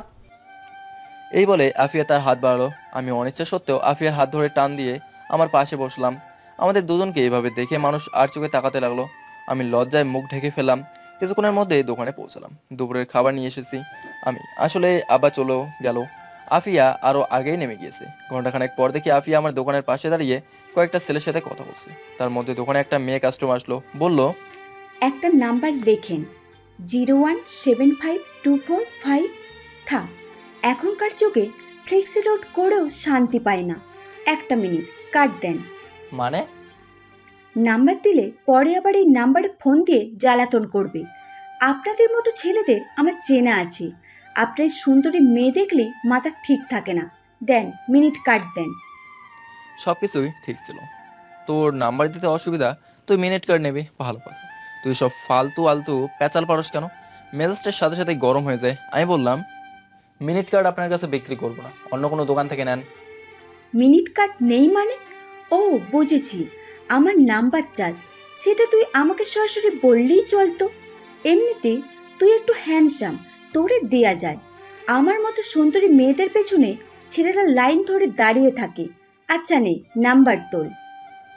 আমি মেয়েটার দিকে তাকাতেই আমার কেমন যেন লাগছে। ঠোঁটে গাঢ় লিপস্টিক, যেটা আমার অপছন্দ একদম। বুকের উড়ু দুটো স্পষ্ট বোঝা যাচ্ছে। এমনিতেই মেজাজ গরম হয়ে আছে। আমি বললাম, সরেন তো দেখি। বাইরে তাকিয়ে দেখি কোনো ছেলে পেলে তো নেই, এমনকি বাইরে একটা কুত্তাও নেই। আমি বললাম, কোথায়? আপনার জন্য না বলে ছেলেরা লাইন ধরে দাঁড়িয়ে থাকে, কোথায়? বাইরে তো এখন একটা কুত্তাও নেই। মেয়েটা অপমান লুকানোর জন্য তোতলাতে তোতলাতে বলল, তোরে দেখাতেই হবে, এখন নাম্বার তোল। আপনার মন মানসিকতায় সমস্যা আছে। আপনার কাছে আমি ফ্লেক্সি লোড বিক্রি করবো না, যান এখান থেকে। কি? আমার মন মানসিকতার সমস্যা? তোর মতো লুচ্চা ছেলেদের জন্য আজকে আমার মতো সুন্দরী মেয়েরা শান্তি মতো ফ্লেক্সি লোড করতে পারে না। ওকে ফাইন, আপনি ফ্লেক্সি লোড করেন না। আমাদের চিল্লাচিল্লির আওয়াজ শুনে আফিয়া দোকানে আসলো, বলল, এই মেয়ে, তুমি কে? ওর সাথে ঝামেলা করছো কেন? ঝামেলা করব না তো কি করব, লুচ্চা একটা। আফিয়া আপনি শোনেন, উনি এসে বলেন নাম্বার লিখতে, কিন্তু নাম্বার না দিয়ে উনি বলেন আমি বলে আবার ফোন করে ডিস্টার্ব করব। আমি বলে লুচ্চা, আরো কত কিছু বললো। আফিয়া ঠাস ঠাস করে মেয়েটার গালে চড় দিল, বলল, তোর সাহস তো কম না, তুই ইমাদকে লুচ্চা বলিস? তোর নাম্বার দিতে এতই প্রবলেম, তাহলে ফ্লেক্সি লোড করতে আসছস কেন? আপনার সাহস তো কম না। আপনি কি করে আমাকে চড় মারলেন জানেন আমি কে? আমি এই এলাকার চেয়ারম্যানের মেয়ে। আব্বারে বললে আপনাদের সবগুলোকে এখন ভোগে পাঠাবো। এক্ষুনি তোর আবারে কল দে। ও তোর মোবাইলে তো ব্যালেন্স নেই, দাঁড়া আমি কল দিচ্ছি। এই বলে আফিয়া কাকে যেন কল করলো, ফোন ধরলো, তারপর বলল, কেমন আছেন আঙ্কেল? আপনার মেয়ের নাম যেন কি? ও এখানে একটু ঝামেলা করছে, ওকে একটু বোঝান তো। এই নে মোবাইল ধর। মেয়েটা মোবাইল ধরলো, কতক্ষণ কথা বলে বললো, লাস্টে বলল আচ্ছা। সরি আপু, কিছু মনে করবেন না, আসলে আমি একটু বেশি বাড়াবাড়ি করে ফেলেছি। ইমান সরি, আমি যাই। নেক্সট টাইম এই এলাকায় সাবধানে সাবধানে চলাফেরা করবি, যাও। ওকে আপু। এই বলে মেয়েটা চলে গেল। আফিয়া ছেলেগুলোর সাথে দুই একটা কথা বলে দোকানে এসে বসলো। আসলে তুই তো লুচ্চাই। মানে আমাকে কোন দিক দিয়ে লুচ্চা মনে হয়? অনেক দিক দিয়ে। যাই হোক, মেয়েটাকে মারা আপনার ঠিক হয়নি। আমি তোর জন্য মেয়েটাকে মারলাম আর তুই বলছিস ঠিক হয়নি? সিগারেট দে একটা। না দেব না, আপনার সিগারেট খাওয়া বন্ধ। তুই বলছিস, যা আর খাবো না। সত্যি? আমার জন্য আপনি কেন সিগারেট খাওয়া ছেড়ে দেবেন? জানি না। খাওয়া দাওয়া করছেন? না। চলেন খাওয়া দাওয়া করি। না, তার চেয়ে ভালো তুই আমার বাসায় চল, যাই, সেখানে খাওয়া দাওয়া করে চলে আসিস। না, আজকে টাইম শর্ট, আরেকদিন। ওকে, তুই খাওয়া দাওয়া কর, আমি বাড়ি যাই, রাতে কিছু জিনিস লাগবে। এই রিক্সা। আফিয়া রিক্সা দিয়ে চলে গেল। আমি খাওয়া দাওয়া করে রাত 9টা পর্যন্ত বেচা কিনা করলাম। এর মধ্যেই আফিয়ার মোবাইল নিয়ে গেল টাকা দিয়ে। ভাবতেছি বাকি টাকা কি আফিয়াকে দিয়ে দেবো, নাকি আফিয়ার জন্য আরেকটা মোবাইল কিনে দেবো। তো ওর টাকা ওকে দিয়ে দেবো। এখন বের হবো বাড়িতে যাওয়ার জন্য। এমন সময় আফিয়া আসলো, বলল 5 কেজি চাউল দে। এখন কিছু দিতে পারবো না, দোকান বন্ধ করে ফেলবো, আগামীকাল নিয়েন। এখন দে। ওকে, আর কিছু লাগলে তাড়াতাড়ি বলেন। আফিয়া আরও কিছু জিনিসপত্র বলল, সেগুলোও দিলাম। কত টাকা বিল হলো বললাম, সেগুলোও দিলাম। আফিয়া টাকা দিল। আমি বললাম, আপনার এক ফোন বিক্রি করেছি, এই নেন আপনার বাকি 30,000 টাকা। তোরে কে বলছে বিক্রি করতে? আমি তোর টাকা দিয়ে মোবাইল নিতাম। আপনি কবে টাকা নিয়ে আসবেন সে এসে আমি বসে থাকবো, এখন টাকা নেবেন? না, তাহলে আমাকে আগামীকাল মার্কেটে নিয়ে গিয়ে মোবাইল কিনে দিবি। আমার টাইম নিন, ধরেন আপনার টাকা, এখন কি করবেন আপনি জানেন। তুই আমাকে নিয়ে যাবি, এটা আমার পরিষ্কার কথা। আচ্ছা দেখি। আমি তাড়াতাড়ি দোকান থেকে বের হলাম, কারণ বাইরে একটা রিক্সা দাঁড় করিয়ে রাখছিলাম। আমি আগে গিয়ে রিক্সা উঠে পড়লাম। আফিয়া বলল, আমি এত কিছু নিয়ে কি করে যাব? আচ্ছা আপনি থাকেন, আমাকে দিয়ে আপনাকে নিয়ে যাবে। কি অকৃতজ্ঞ ছেলে রে তুই, একটা মেয়েকে তুই এভাবে ফেলে চলে যাবি? এর চেয়ে বেশি আর কি বা করতে পারি? তুই জানিস তোর যে এখন এখান থেকে হেঁটে যেতে হবে? জানি। তাহলে চল একসাথে শেয়ার করে যাই। না আপনি যান, আমি পরে আসছি। এই বলে আমি রিক্সা থেকে নেমে গেলাম। আফিয়ার জিনিসপত্রগুলো উঠালাম। আফিয়া রিক্সায় উঠে বসলো। আফিয়া বলল, উঠবি নাকি চলে যাব? মামা ওকে নামিয়ে দিয়ে আবার এখানে আসবেন। রিক্সা আর এখন আসবে না, মন চাইলে উঠ, নাহলে হেঁটে আয়। আমি জানি আফিয়া যেটা বলবে রিক্সাওয়ালা সেটাই শুনবে। আমি বাধ্য হয়ে আফিয়ার পাশে বসলাম। রিক্সাওয়ালা চালা শুরু করলো। আফিয়া আমার সাথে আরো ঘেঁষে বসলো, বলল, অনেক শীত, আরো ঘেঁষে বস, তাহলে শীত লাগবে না। আপনার পাশে বসলে এমনিতেই শরীর গরম হয়ে যায়। আফিয়া আমার হাতের মধ্যে নিজের নরম উষ্ণ হাতটা রাখলো। আমি আফিয়ার দিকে তাকালাম, চারিদিকে অন্ধকার। আফিয়া আমার হাত শক্ত করে ধরে আমার সাথে আরো ঘেঁষে বসলো। আমি কিছুই বুঝতে পারছি না, কিন্তু একটা জিনিস বুঝতে পারছি, আফিয়া তার ভেতরের কষ্টগুলো অনুভূতির মাধ্যমে জানান দিতে চাচ্ছে। আমি আমার হাতটা সরিয়ে নিলাম। কিছুক্ষণের মধ্যেই আফিয়ার বাড়ির সামনে চলে আসলো। আফিয়া নেমে গেল। আমি ও বাড়িতে চলে আসলাম। পরের দিন খুব সকালে বের হলাম, দোকানে আসছি। পথে মধ্যে আফিয়ার সাথে দেখা। আমি ভাবলাম এ কোনো ঝামেলায় পড়লাম। যেদিকে তাকাই সেদিকেই আফিয়া। সেই কেন আমার সামনে পড়ে? ওর কি কোনো মেয়ে বান্ধবী নেই? শুধু ছেলেদের মতো বাইরে ঘুরে বেড়ায়। অন্যদিক দিয়ে ওরে দেখলে ভালোই লাগে। ভাবতেছি প্রেমে পড়ে গেলাম নাকি। আফিয়া আমাকে দেখে বলল, কি রে, এত সকালে কোথায় যাস? তার আগে আপনি বলেন, এত সকালে আপনি বাইরে কি করেন? এই শীতের সকাল আমার খুব ভালো লাগে। এত ঠান্ডার মধ্যে নিজেকে গরম রাখার মধ্যেই যেন একটা অনুভূতি, যেটা তোরে বলে বোঝাতে পারবো না। ও, আজকে আরো পরে দোকান খুলিস। কেন? চল দুজনে মিলে একসাথে হাঁটি। এখান থেকে দোকান পর্যন্ত আমি হেঁটে যাবো, এতটুকু পর্যন্ত একসাথে যেতে পারি।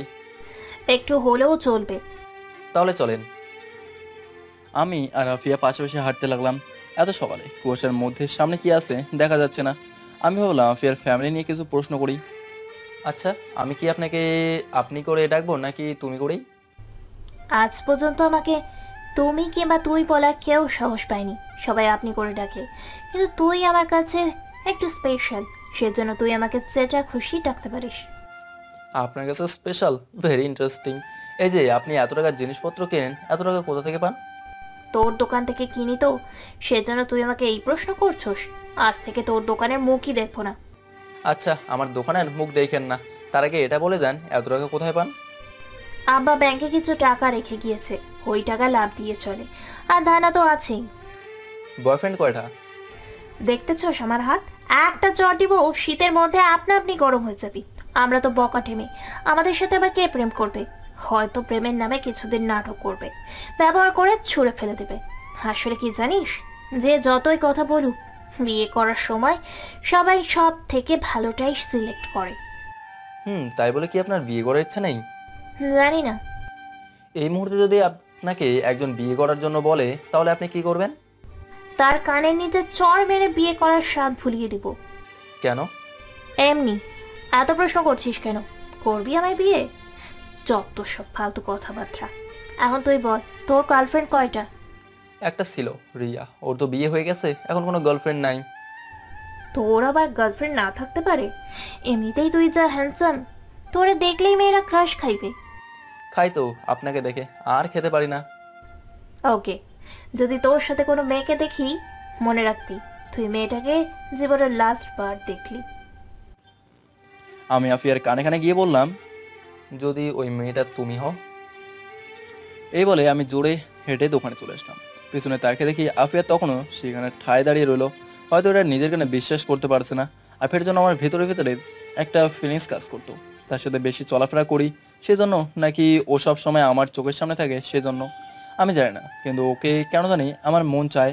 হয়তো আমি তার প্রেমে পড়ে গেছি, কিন্তু একটা বকাটে মেয়ের প্রেমে পড়লাম। বকাটে হয়তো কি হয়েছে, মেয়ে তো, এখন আমার নিজেরই করে নিতে হবে। আর আমি কোনো সময় আমার ভালোবাসার কথা বলবো না, কারণ ও তো বকাটে মেয়ে।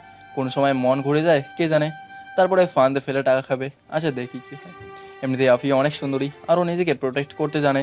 আমি দোকান খুলে বসলাম, দেখি আফিয়া আসলো, বলল, মোবাইল কিনতে কখন যাবি? আব্বা দোকানে আসুক তারপর দেখি। ওকে। এই বলে আফিয়া হাসি দিল। হাসিটা আমার বুকে তীরের মতো বেঁধে করলো। আমি বললাম, এখন কোথায় যাবেন? বাসায়। বাসায় থাকবেন, আমি এসে নিয়ে যাব। আচ্ছা। এই বলে আমি আর আফিয়া চলে গেল। আমি বেচা কেনায় মনোযোগ দিলাম। একটানা 10টা পর্যন্ত বেচা কেনা করলে আব্বা আসলো। আমি বাড়িতে চলে আসলাম। এসে খাওয়া দাওয়া করে রেডি হয়ে আফিয়ার বাসার সামনে গেলাম। গিয়ে দরজায় টোকা দিলাম। একটু পর দরজা খুললো। দরজা খুললে আফিয়ার দিকে আমি আর চোখে সরতেই পারছি না। এটা আমি কি দেখছি? দেখি আফিয়া একটা লাল শাড়ি পরছে, চুলগুলো খোলা, ঠোঁটে লিপস্টিক, একেবারে আমার সামনে যেন জ্যান্ত পড়ে দাঁড়িয়ে আছে। আফিয়া লজ্জা পেয়ে মাথা নিচু করে বলল, কি দেখতেছি আমি এভাবে? আমরা শুধু একটা মোবাইল কিনতে যাব, এভাবে সাজার কোনো মানে আছে? এমনি সাজলাম, অনেকদিন ধরে সাজি না। আজকে কেন? অন্য কোনো দিন সাজতেন। আজকেই। এখন চল যাই। ওকে, মোবাইল কোনো চয়েস নেই, আমি যেটা কিনে দেবো ওইটাই নিতে হবে। আচ্ছা। আফিয়া আর আমি একসাথে হেঁটে রাস্তায় আসলাম। ওইখান থেকে রিক্সা নিয়ে দুজনে এক রিক্সায় উঠলাম। উঠে মার্কেটের উদ্দেশ্যে রওনা দিলাম। মার্কেটের যেই এলাকায় থাকি এর বাইরে অন্য এলাকায় পড়ছে। মার্কেটে গিয়ে পছন্দ মতো একটা মোবাইল পছন্দ করে আফিয়াকে দিলাম। আফিয়া সেটা সাদরে বরণ করলো। আফিয়া চেষ্টা করলো আমাকে কোনো রেস্টুরেন্টে ঢোকাতে, কিন্তু আমি দোকানের কথা বলে কেটে পড়ি। রিক্সা নিয়ে আসছি, দেখি দুই একটা ছেলে আমাদের রিক্সা আটকালো। ছেলেটা বলল, কেমন আছেন আফিয়া আপু? ভালো, তোরা কেমন? আপনি আমাদের দিকে তাকান না, কি করে ভালো থাকবো? মানে? কি রে, রাতে কত দিস? আমাদের তো টাকা পয়সা আছে, আমাদেরও মন চাই করতে। ইদানিং দেখতেছি আফিয়া আপু সুন্দরী হচ্ছে। আমি রিক্সা থেকে নেমে একটাকে কষিয়ে চড় দিলাম, আরেকটা আমাকে মারতে আসলো। আমি তাকে কষিয়ে চড় দিলাম। দুজনে চড় খেয়ে আমাকে বকতে লাগলো। আমি বললাম, ওই মামা রিক্সাটা আন দেন। আমি গিয়ে রিক্সা উঠলাম। দেখি রিক্সা উঠলে আফিয়া কাঁদতে লাগলো আর বলল, আমি কি করছিলাম তাদের? এত খারাপ কথা কি করে বলতে পারলো? ওরা ওদের কথা বলছে, তুমি তাদের কথায় কান দিও না। না, ওদের একটা শিক্ষা দিতেই হবে। এই বলে কাকে জানি কল করলো, কিছুক্ষণ কথা বললো, বুঝলাম ও ছেলে দুটোকে ধরে আনতে বলেছে। আফিয়া বলল, জানিস, কেউ কাউকে সম্মান করে না, সবার কাছ থেকে সম্মান আদায় করে নিতে হয়। আরে তেমন কিছু না, রাগ করার দরকার নেই। আজ থেকে আমি আর তোর সামনে আসবো না। যেই দিন তোর যোগ্য হতে পারবো সেই দিন তোর সামনে আসবো। উল্টা আমি তো তোমার যোগ্য না। খারাপের দিক দিয়ে তুই আমার যোগ্য না, আর ভালোর দিক দিয়ে আমি তোর যোগ্য নই। এসব যোগ্যটুকু বাদ দাও। হুম। তুমি বাড়িতে চলে যাও, আমি দোকানে যাই। ওকে। আমি দোকানের আগেই নামলাম যাতে আব্বা না দেখে। আফিয়া চলে গেল। আমি দোকানে আসলে আব্বা চলে গেল। আমি এক হোটেলে খেয়ে দোকানে বসলাম। সন্ধ্যার দিকে দেখি আফিয়া ওই দুটো ছেলেকে ধরে আমার দোকানের সামনে আনলো, সাথে 20 থেকে 30 জন ছেলে। আফিয়ার আগে গজ গজ করছে, মনে হচ্ছে এই দুটোকে মেরেই ফেলবে। আফিয়া বলল, বল, তোদের আমি কি করেছিলাম? এরকম খারাপ মন্তব্য কেন করছোস? সরি আপু, ভুল হয়ে গেছে, আর জীবনে এমন হবে না। এখন যেটা করছোস সেটা কি হবে? প্লিজ আপু, মাফ করে দেন। না, তোদের কোনো মাফ নেই। ইমান আমার ফাতার, ওই কুত্তার বাচ্চা। ওরে কোন দিক দিয়ে আমার ফাতার মনে হয়? হ্যাঁ, আমার সাথে রাত কাটাতে যাস? এটা বলার সাথে সাথে আফিয়ার পক্ষের এক ছেলে ওই ছেলে দুটোর মুখে লাথি মারলো, বলল, তুই কোন মুখ দিয়ে এই কথা বের করছিস? এখন পর্যন্ত আমরা আপু দিকে চোখ তুলে কথা বলার সাহস করি নাই, আর তাদের কি সাহস? আপু, এদের আমি কোনোভাবে মাফ করতে পারবো না। আমি বুঝতে পারলাম ওদের চোখে প্রতিশোধের আগুন জ্বলতেছে, যে কোনো সময় ছেলে দুটোকে মেরে ফেলতে পারে। আমি বললাম, ভাই শোনেন, আফিয়া আপু শোনেন, ওরা দুজন হয়তো না জেনে ভুল ফেলছে। আমি খেয়াল করছিলাম তখন তারা দুজন নেশার মধ্যে ছিল, তাই হয়তো ভুলভাল বলছিল। থাক আপু, মাফ করে দেন। না, ওদের কখনোই মাফ করব না। ওই দুজন জানতো আমি কে, জেনে শুনেও ও আমাকে খারাপ মন্তব্য করেছে। হেই, ওদের আমার সাথে রাত কাটানোর স্বাদ মিটিয়ে দে। এটা বলার সাথে সাথে কয়েকজন ছেলে ওদের ধরলো। একজন ছেলে তার কোমরের বেল খুললো। বুঝলাম এখন তাদের বেদম পেটাবে। আমি বললাম, আপু হয়তো তারা ভুল করে ফেলেছে নেশার কারণে, থাক এইবারের মতো মাফ করে দেন। দেখি একজন ছেলে তাকে তাদের দুজনকে বেদম পেটাচ্ছে। আফিয়া বলল, থাম, এবারের মতো তোদের দুজনকে মাফ করে দে, আর সাবধান করে দে ওই এলাকার প্রত্যেকটা ছেলেকে। তারা সাবধানে চলাফেরা করে, আর এরা দুজন সামনে পড়লেই মাইর হবে। আমি ইমানের কথায় তোদেরকে মাফ করে দিলাম। যা তোরা দুজন। যাওয়ার সময় ছেলে দুটোকে যে যে যা পারে কিল চল লাথি দিয়ে দিল। আফিয়া সবার উদ্দেশ্যে বলল, রাকিব কোথায়? পেছন থেকে এক ছেলে বলল, বোধহয় সেই রাকিব। জি আপু, বলেন। জিনিয়া কে রে? কুদ্দুস চাচার মেয়ে। তোদের মধ্যে কি চলছে? তেমন কিছু না। জিনিয়াকে বিয়ে করবি? আজকে জিনিয়ার আব্বা আমার কাছে আসছে তোর কথা বলতে, বলছে বিয়েটা ঠিক করে দিতে। সমস্যা কি? কোনো সমস্যা নেই, কিছু টাকা শর্ট পড়ে। কত? 50,000। আসলে আপু কুদ্দুস চাচার একমাত্র মেয়ে, তাই চাচ্ছে একটু আয়োজন করে বিয়ে দিতে, কিন্তু টাকার কারণে হচ্ছে না। তোর তো আব্বা নেই। না আপু। এই, তোদের প্রত্যেকে মানিব্যাগে হাত দে, যে যত বড় সে। সবাই টাকা দিল, কেউ 1000, কেউ 500, কেউ 300, যে যত পালো দিল। আফিয়া আমার দিকে তাকালো, বলল, তুই কিছু দে। থাক, তোরটা আমি দিয়ে দিচ্ছি। না দাঁড়ান। আমি 1000 টাকা দিলাম। সবার কাছ থেকে টাকা নিয়ে সামনে আরো দোকান থেকে আসে, সেখান থেকে টাকা উঠলো। সব টাকা রাকিবের হাতে দিয়ে বলল, এখন গুনার দরকার নেই। 1 সপ্তাহের মধ্যে বিয়ের তারিখ ঠিক করে সবাইকে দাওয়াত দিবি, কেউ যাতে বাদ না পড়ে। এটা যদি না হয় আমাকে জানাবি। ওকে। আর এই হচ্ছে ইমাদ, আজ থেকে ও আমাদের একজন। সবাই তাকে সম্মান করবি, সবাই তার সাথে হ্যান্ডশেক কর। আস্তে আস্তে সবাই হ্যান্ডশেক করে চলে গেল। সব শেষে আফিয়া হাত বাড়ালো। আমি বললাম, না, আপনার সাথে হ্যান্ডশেক করব না। কেন? এমনি মন চায় না। আফিয়া দোকানের ভেতরে এসে বসলো আর বলল, একটা ঠান্ডা দে। আর কোন দিক দিয়ে আমাকে তোর আপু মনে হয়? হ্যাঁ, সবাই আপনাকে সম্মান করে আপু বলে ডাকে, এখন আপনাকে সবার সামনে আপু না বললে অন্যরকম দেখায় না? এই শীতের মধ্যে ঠান্ডা খাওয়ার দরকার নেই। আচ্ছা, একটা ঠান্ডা দে আর সিগারেট দে। এই দুটোর মধ্যে আপনাকে কিছুই দেবো না। আফিয়াকে একটু নর্মাল পানি দিলাম। আফিয়া সেটা খেলো, বলল, আজকেই তোর সাথে আমার লাস্ট দেখা। মানে বুঝলাম না।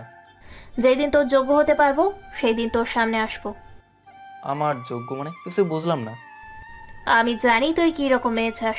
তুই চাস রিয়ার মতো সরল সোজা মেয়ে, কিন্তু আমি তো সেরকম না। তোর রাখেন তো, আপনি যেরকম হন তাতে আমার কিছু যায় আসে না। তোরে আমি ঠকাতে চাই না। বুঝেছি, আপনি ইমোশনাল হয়ে গেছেন। আপনার মাথা ঠিক নেই, এখন বাড়ি যান, এই রিক্সা আপুকে বাসায় দিয়ে আসো। না, আমি যাব না, আমি তোর সাথে যাব। ওকে, এখন যাও, পরে তোমার সাথে দেখা করব। সত্যি করবি তো? আফিয়া রিক্সায় উঠে চলে গেল। বাঁচলাম। আফিয়া কি আমাকে ভালোবাসে? আমার তা মনে হয় না, তার নিজের মুখ থেকে শুনতে হবে। ভাই 1 বস্তা চাউল দেন। আচ্ছা। আমি একটা 9টা পর্যন্ত বেচাকেনা করে বাড়িতে চলে আসলাম। পরের দিন সকালে ভাবলাম আফিয়ার সাথে দেখা হবে, কিন্তু না, দুপুর গড়িয়ে বিকেল হলো, আফিয়ার মুখ দেখতে পেলাম না। মোবাইল নাম্বারটা নেই নাই, ফোন দিব যে সত্যি কি ও আমার সামনে আসা বন্ধ করে দিল? এই কথা তো এর আগে অনেকবার বলেছিল, কিন্তু ও আরো বেশি করে আসতো। এখন কেন জানি টেনশন হচ্ছে, তো ওর হয়তো কেন কাজে আটকে আছে, আসবে বোধ হয়, কিন্তু না, 2 দিন হয়ে গেল আসেনি। না, এখন তাকে খুঁজে বের করতে হবে। আরে ওর বাড়ি তো এখানেই, বাড়িতে গিয়ে দেখে আসতে হবে। আমি রাতে দোকান বন্ধ করে আসার সময় আফিয়ার বাড়িতে গেলাম। তখন বাজে 10টা সুই সুই। আমি আফিয়ার বাড়ির দরজায় টোকা দিলাম, খুলছে না। ভাবলাম কেউ নাই নাকি, কেউ তো আছে, না হলে দরজা খোলা থাকবে কেন? ভেতর থেকে গলা ভাঙা আওয়াজ আসলো। বলল, কে? আমি বললাম, আফিয়া, আমি ইমাদ। একটু পর দরজা খুললো, দেখি আফিয়া। আফিয়া পুরো অন্যরকম হয়ে গেছে, মুখটা থেকেও যেন নেই, অসুখ বিসুখ হলেও নাকি, চুলগুলো উস্কো খুস্কো, যেন এক পাগলি আমার সামনে দাঁড়িয়ে আছে। ওর এরকম অবস্থায় কোনো কিছুই বুঝতে পারছি না। আফিয়া বলল, তুই এখানে কেন আসছোস? আপনাকে দেখতে আর এরকম লাগছে কেন? সেটা তোর জেনে লাভ কি? এরকম করছেন কেন দেখি? এই বলে আমি আফিয়ার কপালে হাত দিলাম, যেটা বুঝলাম আফিয়ার শরীরে প্রচন্ড জ্বর। আফিয়া বলল, হাত সরা, তোর সাহস তো কম না, তুই কোন সাহসে আমার শরীরে হাত দিস? তুই জানোস না তোর এই হাত আমি ভেঙে ফেলতে পারি? আমি বুঝতে পারছি আফিয়া আমার উপর রাগ করছে, হয়তো তাকে দেখতে না আসায় আমার উপর অভিমান করছে। আচ্ছা সরি, আমি চলে যাচ্ছি, কিন্তু আপনার হাতের নুডলস খেতে খুব মন চাচ্ছে। আচ্ছা বাদ দিন, আমি যাই। ঠেকা পড়ছে তোরে নুডলস খাওয়াতে। সেটাই, আচ্ছা যাই, সকালে আসবো। তোর আর আশা লাগবে না, আর তুই আমার সামনে আসবি না। আচ্ছা। এই বলে উল্টো দিকে ঘুরে হাঁটা হলাম। আফিয়ার চোখের সামনে থেকে চলে আসলাম, একটু আড়াল নিয়ে দেখতে লাগলাম ও কি করে। দেখি দরজার সামনে মাথা নিচু করে বসে পড়লো। ভাবলাম তাকে এভাবে ফেলে যাওয়া ঠিক হবে না। আমি আবার আস্তে আস্তে তার সামনে গেলাম। ও বুঝতে পারেনি আমি যে আবার আসবো। আমি বললাম, আফিয়া, জানি তুমি আমার উপর রাগ করছো, তাই বলে আমাকে এভাবে চলে যেতে বলবা? আফিয়া দাঁড়ালো, দেখি আফিয়া কাঁদছে। বলল, তোর সাহস তো কম না, তুই আবার আসছোস? আমি আফিয়ার কাছে গিয়ে তাকে জড়িয়ে ধরলাম, কিন্তু সে কেঁদেই চললো। আফিয়ার শরীর আগুনের মতো গরম হয়ে আছে, তার শরীরে উত্তাপ আমার ঠান্ডা শরীর গরম করে দিচ্ছে। আমি বললাম, সরি আফিয়া, আমি ভাবছিলাম তুমি সত্যি আমার দোকানে আসা বন্ধ করে দিয়েছো। আমি যদি জানতাম তুমি অসুস্থ, তাহলে আমি 1 মুহূর্ত দেরি করতাম না। আমি তোরে ভুল ভাবছিলাম আমার মতো বকাটে মেয়েরা কারোর মন দখল করতে পারবে না, কিন্তু আমি ভুল ভেবেছিলাম। তোমার বিছানা কোনটা? ওই দিকে। আমি আফিয়াকে বিছানায় শুয়ে দিয়ে মাথায় জল পটে দিয়ে দিলাম, কিছু খাইয়ে দিয়ে ওষুধ খাওয়ালাম। আমি বললাম, আগামীকাল মাকে তোমার কাছে পাঠাবো। সত্যি? তাহলে আমি যাই। না, আজকে রাতে থেকে যা। না, খুব সকালে দোকানে যেতে হবে। আমি খুব সকালে জাগিয়ে দিব। ওকে। আমি গিয়ে তাদের রুমের সোফার মধ্যে শুয়ে পড়লাম। সকালে ঘুম থেকে উঠে দেখি আফিয়া রান্নাঘরে কি জানি করছে। ভাবলাম এই জ্বরের মধ্যে আবার কি করে। আমি উঠে ফ্রেশ হলাম, গিয়ে সোফায় বসলাম। দেখি আফিয়া নুডলস রান্না করে আনলো। আমি বললাম, এই জ্বরের মধ্যে কি দরকার ছিল? তুই বলছিস আর আমি না করতে পারি? আফিয়া এসে সোফায় বসলো। আমি আফিয়ার কপালে হাত রাখলাম, দেখি এখনো মারাত্মক জ্বর। আফিয়া আমার হাতটা নিয়ে তার ঘাড়ে রাখলো, তার ঘাড় আগুনের মতো গরম হয়ে আছে। আফিয়া বলল, তোর এই ঠান্ডা হাত এভাবেই রাখ, খুব ভালো লাগছে। তোর কাঁধে মাথা রাখতে পারি? না এখন না, অন্য কোনো দিন। ওকে। আমি ঘড়ির দিকে তাকিয়ে দেখি 6:50 বেজে গেছে। শীতের দিনে সকাল খুব ছোট থাকে, তাড়াতাড়ি দোকানে যেতে হবে, আজকে দোকানে অনেক কাজ। আমি বললাম, আমি উঠি। কই তুই নুডলস খাবি না? ও, আমি তো ভুলেই গেছিলাম, তোমার হাতের নুডলস আমি মিস করতে পারি? খেতে খেতে বললাম, তুমি কতদিন ধরে এই বাসায় একা থাকো? 5 বছর ধরে। ভয় করে না? প্রথমে ভয় করতো, কিন্তু এখন মানিয়ে নিয়েছি। ভালো। এই এলাকা সম্পর্কে আমার অনেক কিছুই জানো না, একটু বলবা? কি জানতে চাস? এই এলাকাটা এত নির্জন কেন, আর সকল মানুষ তোমাকে ভয় পায় কেন? তেমন কোনো কারণ নেই, এই এলাকার মানুষগুলো একটু অন্যরকম, সন্ধ্যের পরে তারা বাইরে ঘুরতে পছন্দ করে না, কারণ তারা স্ত্রীর প্রতি অনুগত। তারা ফ্যামিলিকে সময় দিতে পছন্দ করে। তুই দেখ, পাশের এলাকায় রাত 12টা পর্যন্ত রাস্তাঘাটে প্রচুর মানুষ। এই কারণেই এলাকাটা নির্জন। দেখলাম এই এলাকার প্রত্যেকটা মানুষের বাড়ি খুব উন্নত, কারণটা কি? এই এলাকার প্রত্যেকটা মানুষই উচ্চশিক্ষায় শিক্ষিত, আর তারা অল্পতেই সন্তুষ্ট। সেজন্য দেখবি তারা বাইরে কোনো লোকে ভাড়া দিতে চায় না। আর এই এলাকার ছেলেরা এলাকার কোনো মেয়েকে পছন্দ করে বিয়ে করে। এটা এই এলাকার অনেক পুরনো নিয়ম। তাই তুই যাদের দেখবি সবাইকে চেনা পরিচিত মনে হবে। বুঝলাম, কিন্তু তোমার এত পাওয়ার কেন? তোমার তো টাকা পয়সা বাড়ি গাড়ি কিছুই নেই, তাহলে সবাই তোমাকে এত ভয় পায় কেন? এই এলাকায় মিনিমাম 300 মতো বাড়ি আছে। এমন কোনো লোকজন নেই আমাকে চেনে না। কারণটা হলো আমার বাবা, আমার আব্বা খুব পাওয়ার ছিল। এই এলাকার মানুষ পূর্বপুরুষে বিশ্বাস করে। এই ধর, আমার আব্বার আগে আমার দাদা, এরকমভাবেই আমাদের ফ্যামিলি, তারপর বাবার পর আমি, এইভাবে চলে আসছে।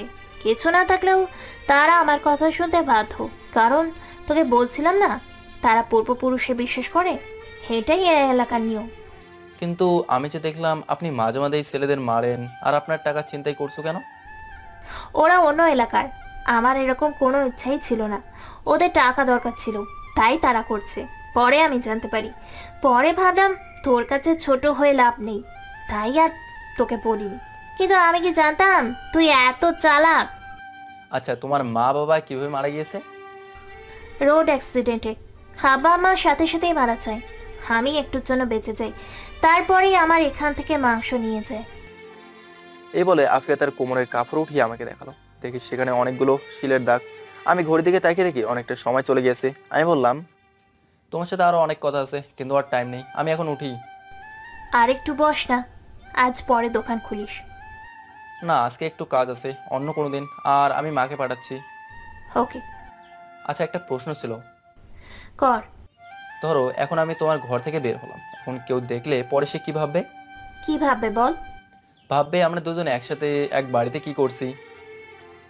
আফিয়া উঠে আমার পাশে বসলো আর বলল, কি করছি বল, আর কি ভাববে বল। থাক, কিছু না। না বল। এই বলে আফিয়া আমার সাথে ঘেসে বসলো। তার উপরে উত্তাপ আমি টের পাচ্ছি। আমি বললাম, তুমি জ্বরে পড়ে যাচ্ছ, যাও গিয়ে শুয়ে থাকো। যাচ্ছি, দুপুরে আবার আসবি, আর রাতে আসবি। ইস, আমি যেন তার ঘরের জামাই, রুটিন করে আসতে হবে। এই কি বললি? এই কি বলি? দাঁড়া, তোর দেখাচ্ছি মজা। তোমার মজা দেখানোর আগে আমি পালাই। এই বলে আমি আফিয়ার ঘর থেকে বের হয়ে আসি, সোজা দোকানে আসি। 10টা পর্যন্ত দোকানে বসলাম। তারপর আব্বা আসলো, আমি বাড়িতে চলে আসলাম। খাওয়া দাওয়ার সময় মাকে বললাম, আফিয়া নামের কাউকে চেনো? চিনি বোধহয়। কেন? শিওর করে বলো। চিনি। কে? রোড অ্যাক্সিডেন্টে মারা গেছে মিলন সাহেবের একমাত্র মেয়ে আফিয়া। ওই মেয়ে এখন এলাকার কি জানি বলে, বস নাকি ডন, বলতে পারি না।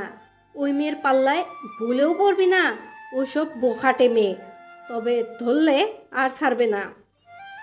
আমি বললাম, মা তো দেখি আমার থেকে এক লাইন আগে আগে থেকেই আমাকে সাবধান করে দিচ্ছে, এখন কি বলবো? কেন? আফিয়া দেখি আমার সাথে খুব ভালোভাবেই কথা বলে। এসব মেয়েদের মুখে অনেক রস থাকে, পরে কখন যে কি করে সব উধাও বানিয়ে ফেলে।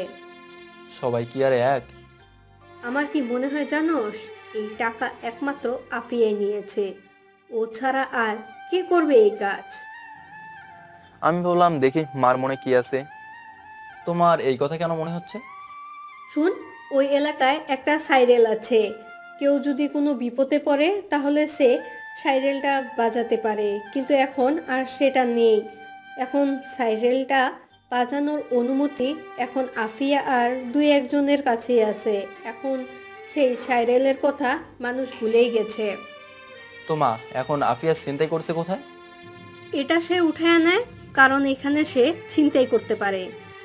আফিয়া ছিনতাই করছে এবং মা অলরেডি আফিয়া টাকাটাও দিয়ে দিয়েছে। কি বলিস? শোনো, আমি ওই দিনের ঘটনা মাকে সম্পূর্ণ খুলে বললাম। মার চোখ তো কপালে উঠে গেছে। মা বলল, এত কিছু হয়ে গেল আর তুই আমাদের জানাসনি কেন? আমি চাইনি আফিয়া তোমাদের কাছে ছোট হোক। তার ছোট হওয়াতে তোর কি? এই দ্বারা আমি যেটা ভাবছি সেটা না তো। একদম না মা, আফিয়া কিছুদিন ধরে প্রচণ্ড জ্বরে ও ঠান্ডায় ভুগছে। যাও গিয়ে একটা নজর দেখে আসো। আমার ঠেকা পড়েছে একটা বখাটে মেয়ের বাড়িতে যেতে। দেখো ওই মেয়ে কিন্তু এই এলাকার ডন, ও যেটা বলবে সেটাই হবে। এখন ও যদি আমাদের হাতে থাকে তাহলে আমাদের কোনো টেনশনই থাকবে না। সেটা তুই ঠিক বলতাছিস। যাও গিয়ে দেখে এসো, আর মা কিছু রান্না করে নিয়ে যেও। আচ্ছা যাচ্ছি, আমি শুধু অসুস্থ দেখেই যাচ্ছি, অন্য কোনো উদ্দেশ্যে থাকলে ভুলেও যা। আচ্ছা তুমি যাও। ততক্ষণে আমার খাওয়া দাওয়া শেষ করে রুমে এসে আফিয়াকে কল দিলাম। আসার সময় নাম্বারটা নিয়ে আসছিলাম, আমি ফোন দিলাম। আফিয়া, মা আসছে? সত্যি?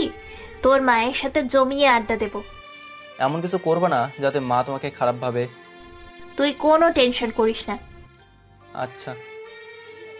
এই বলে আফিয়া কল কেটে দিল। কিছুক্ষণ পর দেখি মা রেডি হয়ে আফিয়ার বাসার উদ্দেশ্যে রওনা দিল। আমি ভালো করেই বুঝতে পারছি আমি আফিয়ার প্রেমে পড়ে গেছি। এখন আফিয়ার মুখ থেকে শুনতে হবে, আর বাকি কাজটা সেরে ফেলতে পারে। আফিয়া ভেতরটা একদম পরিষ্কার কিনা সেটা বুঝতে হবে, নাকি আমার মাধ্যমে অন্য কিছু করতে চাচ্ছি সেটা যাচাই করার একটা উপায় আছে। আমি কিছুক্ষণ রেস্ট নিয়ে দোকানের উদ্দেশ্যে রওনা দিলাম। আমি বাইরে বের হয়ে রিক্সা নিয়ে দোকানে চলে গেলাম। দোকানে গেলে আব্বা বলল, চাউল আনতে হবে, কিছু টাকা শর্ট পড়ছে। এখন কি করব? মহাজনের কাছে বাকি করি না।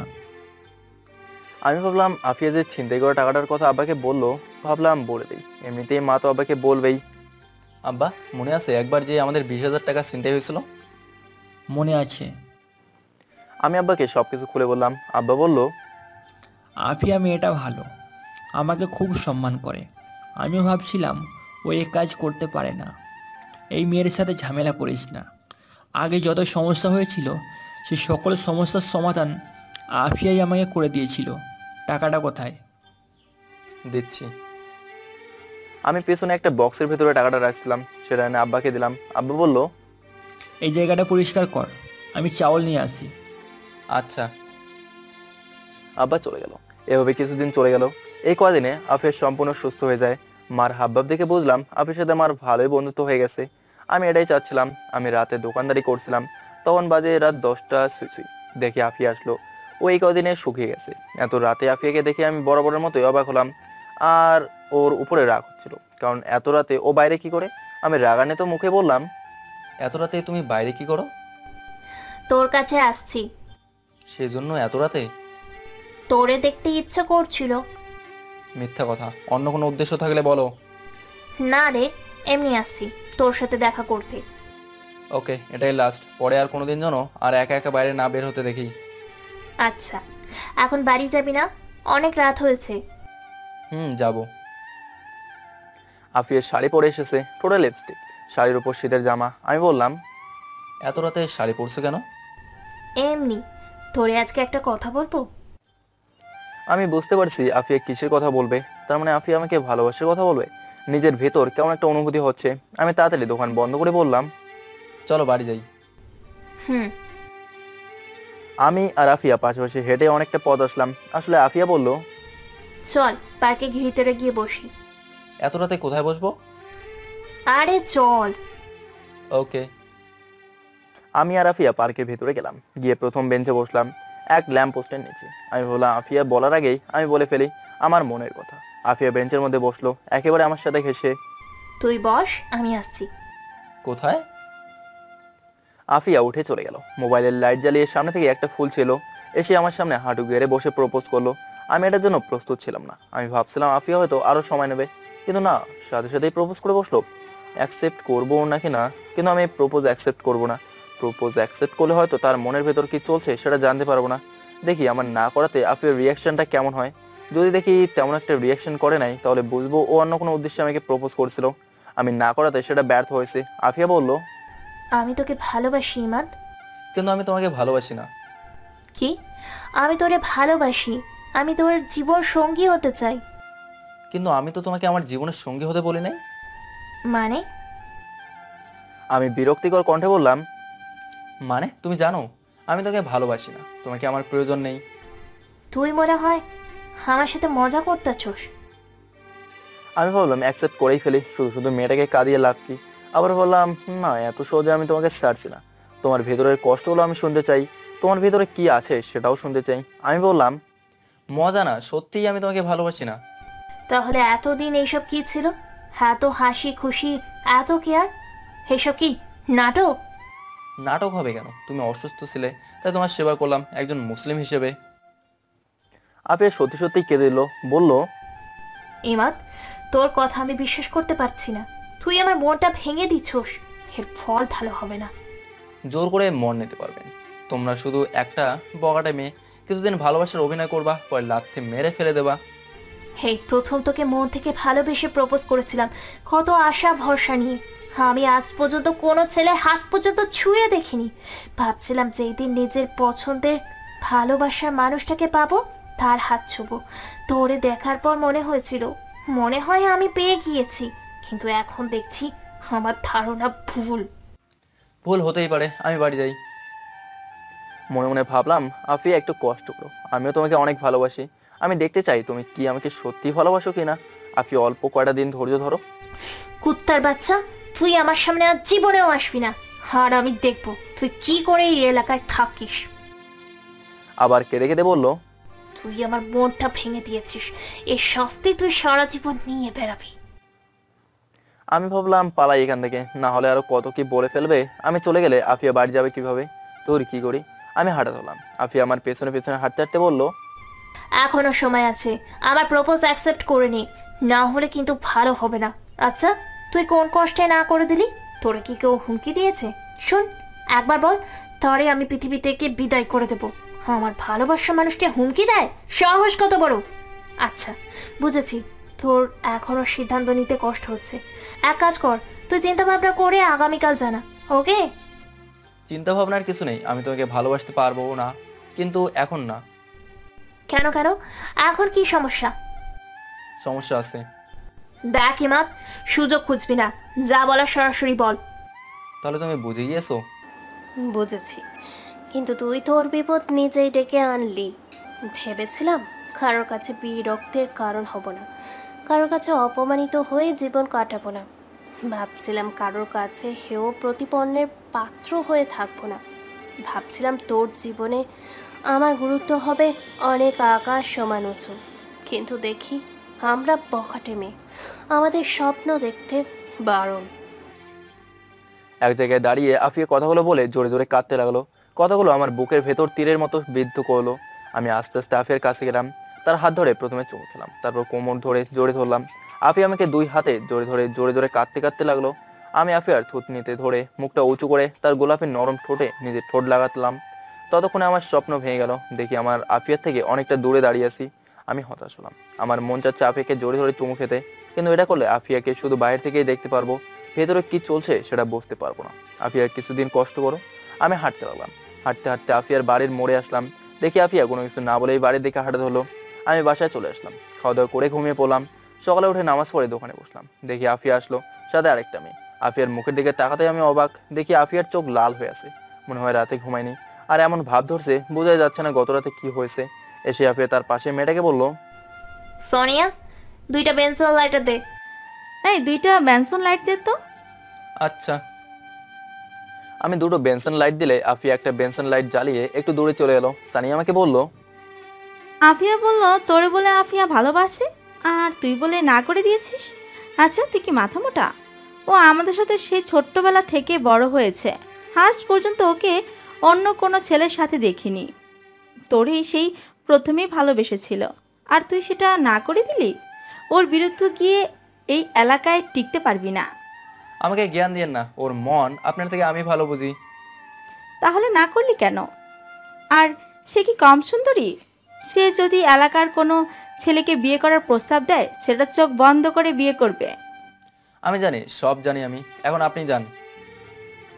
সানিয়া মেয়েটা চলে গেল। দেখি আফিয়াও চলে গেল। আব্বা আসলে আমি বাড়িতে চলে আসলাম। গতকাল ফাতেমা আসছিল বাড়িতে। মার এবং ফাতেমার মুখের অবস্থা দেখে বুঝলাম কিছু একটা হয়েছে। মা বলল, তুই কি এই জীবনে বিয়ে করবি না? কেন? আফিয়া এসে কান্নাকাটি করে গিয়েছে। সে বলে তরে ভালোবাসে, তারে ছাড়া অন্য কাউকে বিয়ে করার চিন্তা করলে বলেছে এই এলাকা ছেড়ে চলে যেতে। এখন তারে বিয়ে করবি নাকি বল? তোমরা মানিয়ে নিতে পারবা কিনা বলো। আমার সমস্যা নেই। ওকে। এভাবেই কিছুদিন চলে গেল। 2 দিন পর রাতে বাড়ি ফিরছিলাম। খেয়াল করলাম অনেকটা দূরে আরো দুজন একসাথে হেসে হেসে কথা বলে আসছে। কিছুক্ষণ পর হাঁটার পর খেয়াল করলাম একজন চলে গেল, আরেকজন জোরে জোরে হেঁটে আমার সাথে একটু দূরে হাঁটতে লাগলো। ভালো করে খেয়াল করে দেখি এটা আর কেউ না, এটা হলো আফিয়া। আমি ভাবলাম এই তো সুযোগ। এতদিন যেটা বুঝলাম আফিয়া আমাকে সত্যিই ভালোবাসে। ও আমার এই এলাকায় বিয়ে বন্ধ করে দেয়, তার মানে ও আমার বিয়ে দেখতে পারবে না, আর ও আবার সিগারেট খাওয়া ধরেছে। আসলে আফিয়ার মনটা অন্যদের থেকে অনেক মজবুত, তার মানে আফিয়া যত খারাপ পরিস্থিতি হোক না কেন নিজেকে ধরে রাখতে পারবে। আমি দাঁড়িয়ে গেলাম, দেখি আফিয়া আমার পাশ কাটিয়ে চলে যাচ্ছে। কিছু যাওয়ার পর আমি ডাক দিলাম, আফিয়া। কিন্তু আফিয়া না শোনার ভান করে হেঁটেই চলেছে। আমি আবার বললাম, আফিয়া আমার কথা শোনো। আফিয়া দাঁড়িয়ে গেল। আমি আফিয়ার কাছে গেলাম। আফিয়া বলল, কি বলবি বল? আজ তোর জন্য এই এলাকায় নতুন নিয়ম চালু হয়েছে, সেগুলো মানতে পারলে তোরা এই এলাকায় থাকতে পারবি, নয়তো বা চলে যাবি। কি জন্য এই নিয়ম? আমি তো ভাবতেছি আপনার বান্ধবী সোনিয়াকে আমার খুব পছন্দ হয়েছে, আগামীকাল ওকেই প্রপোজ করে বিয়ে করে ফেলবো। ওর যদি মরার ভয় থাকে ও তোর প্রপোজ অ্যাকসেপ্ট করবে না। কেন?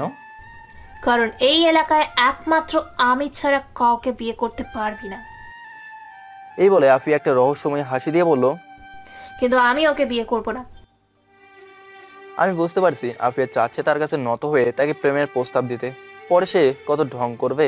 আমি বললাম, আপনাকে বিয়ে করার ঠেকা পড়ছে না, সোনিয়াকে নিয়ে আমি পালিয়ে যাব।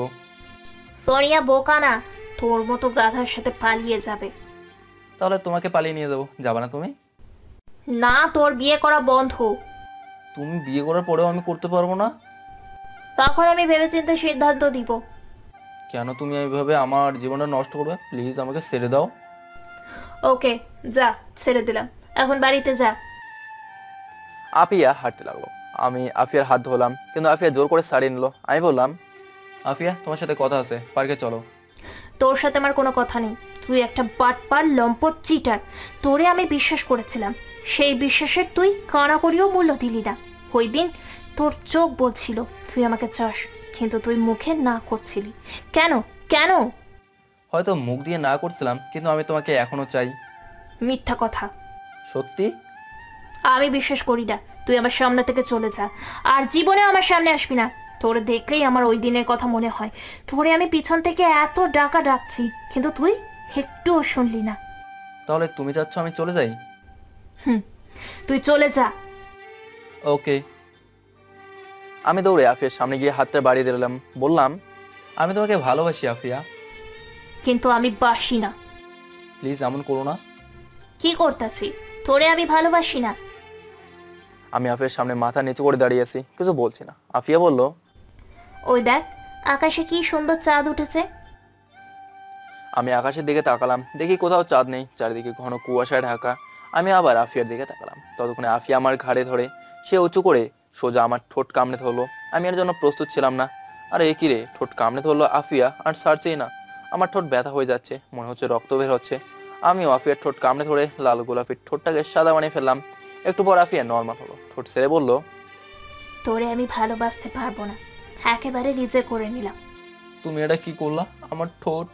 এই বলে আমি মুখ ধরে বসে পড়লাম, ঠোঁটে প্রচন্ড ব্যথা করছে। কি করে কিস করতে হয় জানো না? না, আমি কি কাউকে কিস করছি? না মানে মুভিতে দেখো না কিভাবে কিস করতে হয়? দেখছিলাম ওই মুভিতে এভাবেই কিস করতে হয়, ভাবছিলাম তাহলে বোধহয় এইভাবেই কিস করতে হয়। আমার ঠোঁট। দেখি কি হয়েছে। আফি আমার পাশে বসলো, আমার ঠোঁট ধরে চেক করে বলল, তেমন কিছু হয় না, চল আমার বাসায়, আজকে আমার বাড়ি থাকবি। পাগল নাকি? বিয়ে করি আর পর? সত্যি করে বিয়ে করবি? আমার যে আর দেরি করতে মন চাচ্ছে না। ওকে। আমি আর আফিয়া আস্তে আস্তে দুজন দুজনের হাত ধরে পাশাপাশি হাঁটতে লাগলাম। আমি আফিয়ার হাতের মধ্যে একটা চুমু খেলাম, তার কোমরে ধরে আরো কাছে টেনে নিলাম। আফিয়া লজ্জায় চোখ বন্ধ করে ফেললো। আমি আস্তে আস্তে আফিয়ার নরম ঠোঁটে আমার ঠোঁট দুটো রাখলাম। এভাবে অনেকক্ষণ চলে গেল। আমি আস্তে আস্তে আফিয়ার ঠোঁট ছেড়ে দিলাম। আফিয়া আমাকে দুই হাতে জড়ে ধরলো, কেন জানি ফুপিয়ে কেঁদে উঠলো। আমি বললাম, কাঁদছো কেন? এটা হলো সুখের কান্না, তোরেই আমি এতদিন খুঁজেছিলাম। এখনো কি আমাকে তুই করে বলবা? না, তোমাকে আজ সারা রাত এভাবেই জড়িয়ে ধরে রাখবো। না আফিয়া, সকালে আমার দোকান আছে, আমাকে একটু ঘুমাতে হবে। বিয়ের পর কি আমাকে সারাদিন একা ফেলে রেখে দোকানে পড়ে থাকবা? হুম। রাতেও দোকানে থাকবা? হুম। না, তোমার সাথে আমিও সারাদিন থাকবো, এক মুহূর্তের জন্য আমার থেকে আলাদা হতে পারবা না। আচ্ছা এখন চলো তাড়াতাড়ি বাড়িতে যাই। আজ থেকে আমি তোমার বাড়িতে থাকবো। আগামীকাল থেকে? এত রাতে তোমাকে নিয়ে গেলে মা কি না কি ভাববে। আচ্ছা, কিন্তু এখন যে আমি আর হাঁটতে পারছি না, আমার পা অনেক ব্যথা করছে। দেখি কোথায় ব্যথা করছে। না, দেখানো যাবে না, কোলে নে। আচ্ছা পেছনে ওঠো। আমি আফিয়ার সামনে বসলে আফিয়া আমার গলায় 2 হাতেই জড়িয়ে ধরলো। আমি দাঁড়িয়ে হাঁটতে লাগলাম। আফিয়ার মুখটা আমার কাঁধে রাখলো। কিছুক্ষণ হাঁটার পর আফিয়ার বাড়ি যাওয়ার মোড়ের কাছে পৌঁছলাম। দেখি মোড়ের কাছে 2টা ছেলে দাঁড়িয়ে আছে। আফিয়া আমার কাঁধে মাথা রেখে চিল করতেছে। আমি বললাম, দেখো তো সামনে দুজনকে চেনো কিনা। কই দেখি। আফিয়া কাঁধ থেকে মাথা নামালো। চিনতে পারছি কে, ওই দিন যে এই দুটোকে মারছিলাম তারা। তারা এখানে কি করে? ওদের না এই এলাকায় আসা নিষেধ? আফিয়া আমার হাতটা ধরে ওদের সামনে গেল। আফিয়া বলল, ওই তোদের মুখের মাফলার নামা। তারা দুজন মুখের মাফলার নামালো। আমিও চিনতে পারলাম। আফিয়ার ধারণা ঠিক। ছেলে দুটোর হাতে এক একজনের হাতে চাপাতি, আরেকজনের হাতে ছুরি। কোথা থেকে আরেকজন মেয়ে এসলো, বলল মেয়েটা চেয়ারম্যান সাহেবের মেয়ে। আফিয়া আপু কেমন আছো? ভালো। এত রাতে এখানে কি? আর তোরা দুজনকে না বলেছিলাম এই এলাকায় না আসতে? ভাগ এখান থেকে। না আপু, এখানে একটা ঝামেলা আছে। আপনি শুধু শুধু আমাকে মারছেন, আর এই ছেলে দুটোকেও শুধু শুধু মারছেন। এখন বলেন আপনার কি করা উচিত? আচ্ছা মানলাম, কিন্তু ছুরি চাপাতে নিয়ে আসলেন কেন? চলেন কথা বলে ঝামেলা মিটমাট করি। সেই দিন শেষ, এখন কথার থেকে হাত বেশি চালাতে হয়। বুঝতে পারছি তোদের মনের ইচ্ছা, কিন্তু আজকে আমার মনটা খুব ভালো, কারণ আজকে ইমাদ আমাকে বিয়ের প্রস্তাব দিয়েছে, সেজন্য তোদের ছেড়ে দিচ্ছি। যাও, তোমরা বাড়ি যাও। কিন্তু আমরা তো বাড়ি যাওয়ার জন্য আসিনি। এই তোরা তোদের কাজ শুরু কর। আফিয়া দৌড় দিবা? আরে না, তুই আমাকে একটু টাইম দে। এই বলে আফিয়া তার ব্যাগ থেকে মোবাইল বের করে কাকে জানি কল দিল। কিছুক্ষণ পর কল হলো। সাইরেন বাজা, সাইরেন বাজা। এই বলে ফোন কেটে দিল। এদিকে পাশ থেকে আমি একটা পুরনো লাঠি নিলাম। আফিয়া বলল, আর এক পাও এগুলে আর একটাও বাঁচতে পারবি না, চুপচাপ চলে যা, এখনো বাঁচতে পারবি। একটা ছেলে একেবারেই কাছে চলে আসলো। ছেলেটা বলল, ভাই আপনি চলে যান, আপনার প্রতি আমাদের কোনো রাগ নেই। আফিয়া আপুকে আমরা মেরে চলে যাব। আফিয়ার শরীরে টাচ করতে হলে আমার লাশের উপর দিয়ে যেতে হবে। তাহলে তাই করতে হবে। চেয়ারম্যান সাহেবের মেয়ে আফিয়ার কাছে গেল, গিয়ে আফিয়াকে একটা চড় দিল। আফিয়া মেয়েটাকে একটা চড় দিল। মেয়েটা আফিয়াকে মাটিতে ফেলে দিল। তখনই সাইরেন বেজে উঠলো। এমন আওয়াজ কান ফাটিয়ে ফেলবে। একাধারে 2 মিনিটের মতো সাইরেন বাজলো। ছেলেগুলো বুঝতেই পারছে না কি হচ্ছে। যখন বুঝতে পারলো ততক্ষণে দেরি হয়ে গেছে। দেখি কয়েকজন ছেলে রাস্তায় এসে ওই ছেলে দুটোকে ধরলো। কয়েক সেকেন্ডের মধ্যে পুরো রাস্তা মানুষে ভরে গিয়েছে। কয়েক দিক দিয়ে মানুষ এসে মরে জমা হলো। দেখি মা আব্বাও আসলো। মা বলল, কি রে, কি হয়েছে? এই 3 জন আসছে আমাদের মারতে। তাড়াতাড়ি বাড়ি চল। আফিয়া আমি চলে যাই? যাও, আগামীকাল কথা বলবো। আমি, মা আর আব্বা বাড়িতে চলে আসলাম। পরদিন সকালে আফিয়ার বাড়িতে গেলাম। আফিয়া দরজা খুলে আমাকে জোরে ধরলো। বলল, আগামী সপ্তাহে আমাদের বিয়ে। কি বলো এত তাড়াতাড়ি? আমি তো বাড়িতে কিছু বলিনি। বলা লাগবে না, তোমার মা সব জানে। গতকালের ছেলে দুটোকে কি করছো? জানি না, আমার ছেলেপেলেদের কাছে রেখে বাড়িতে চলে আসি, আর চেয়ারম্যান এসে তার মেয়েকে নিয়ে যায়। ভিতরে আস। ভেতরে আসলে নিজেকে কন্ট্রোল করতে পারবো না। দোকানে যাই। আর সোজা বাড়িতে চলে যাও। এদিক সেদিক ঘোরা একদম বন্ধ। আচ্ছা। আমি দোকানে চলে আসি। ঠিকই আমাদের বিয়ে হয়েছে, কিন্তু 1 মাস পর, বছর 2 পর আমাদের একটা ছেলে হয়েছে, ঠিক তার মার মতো।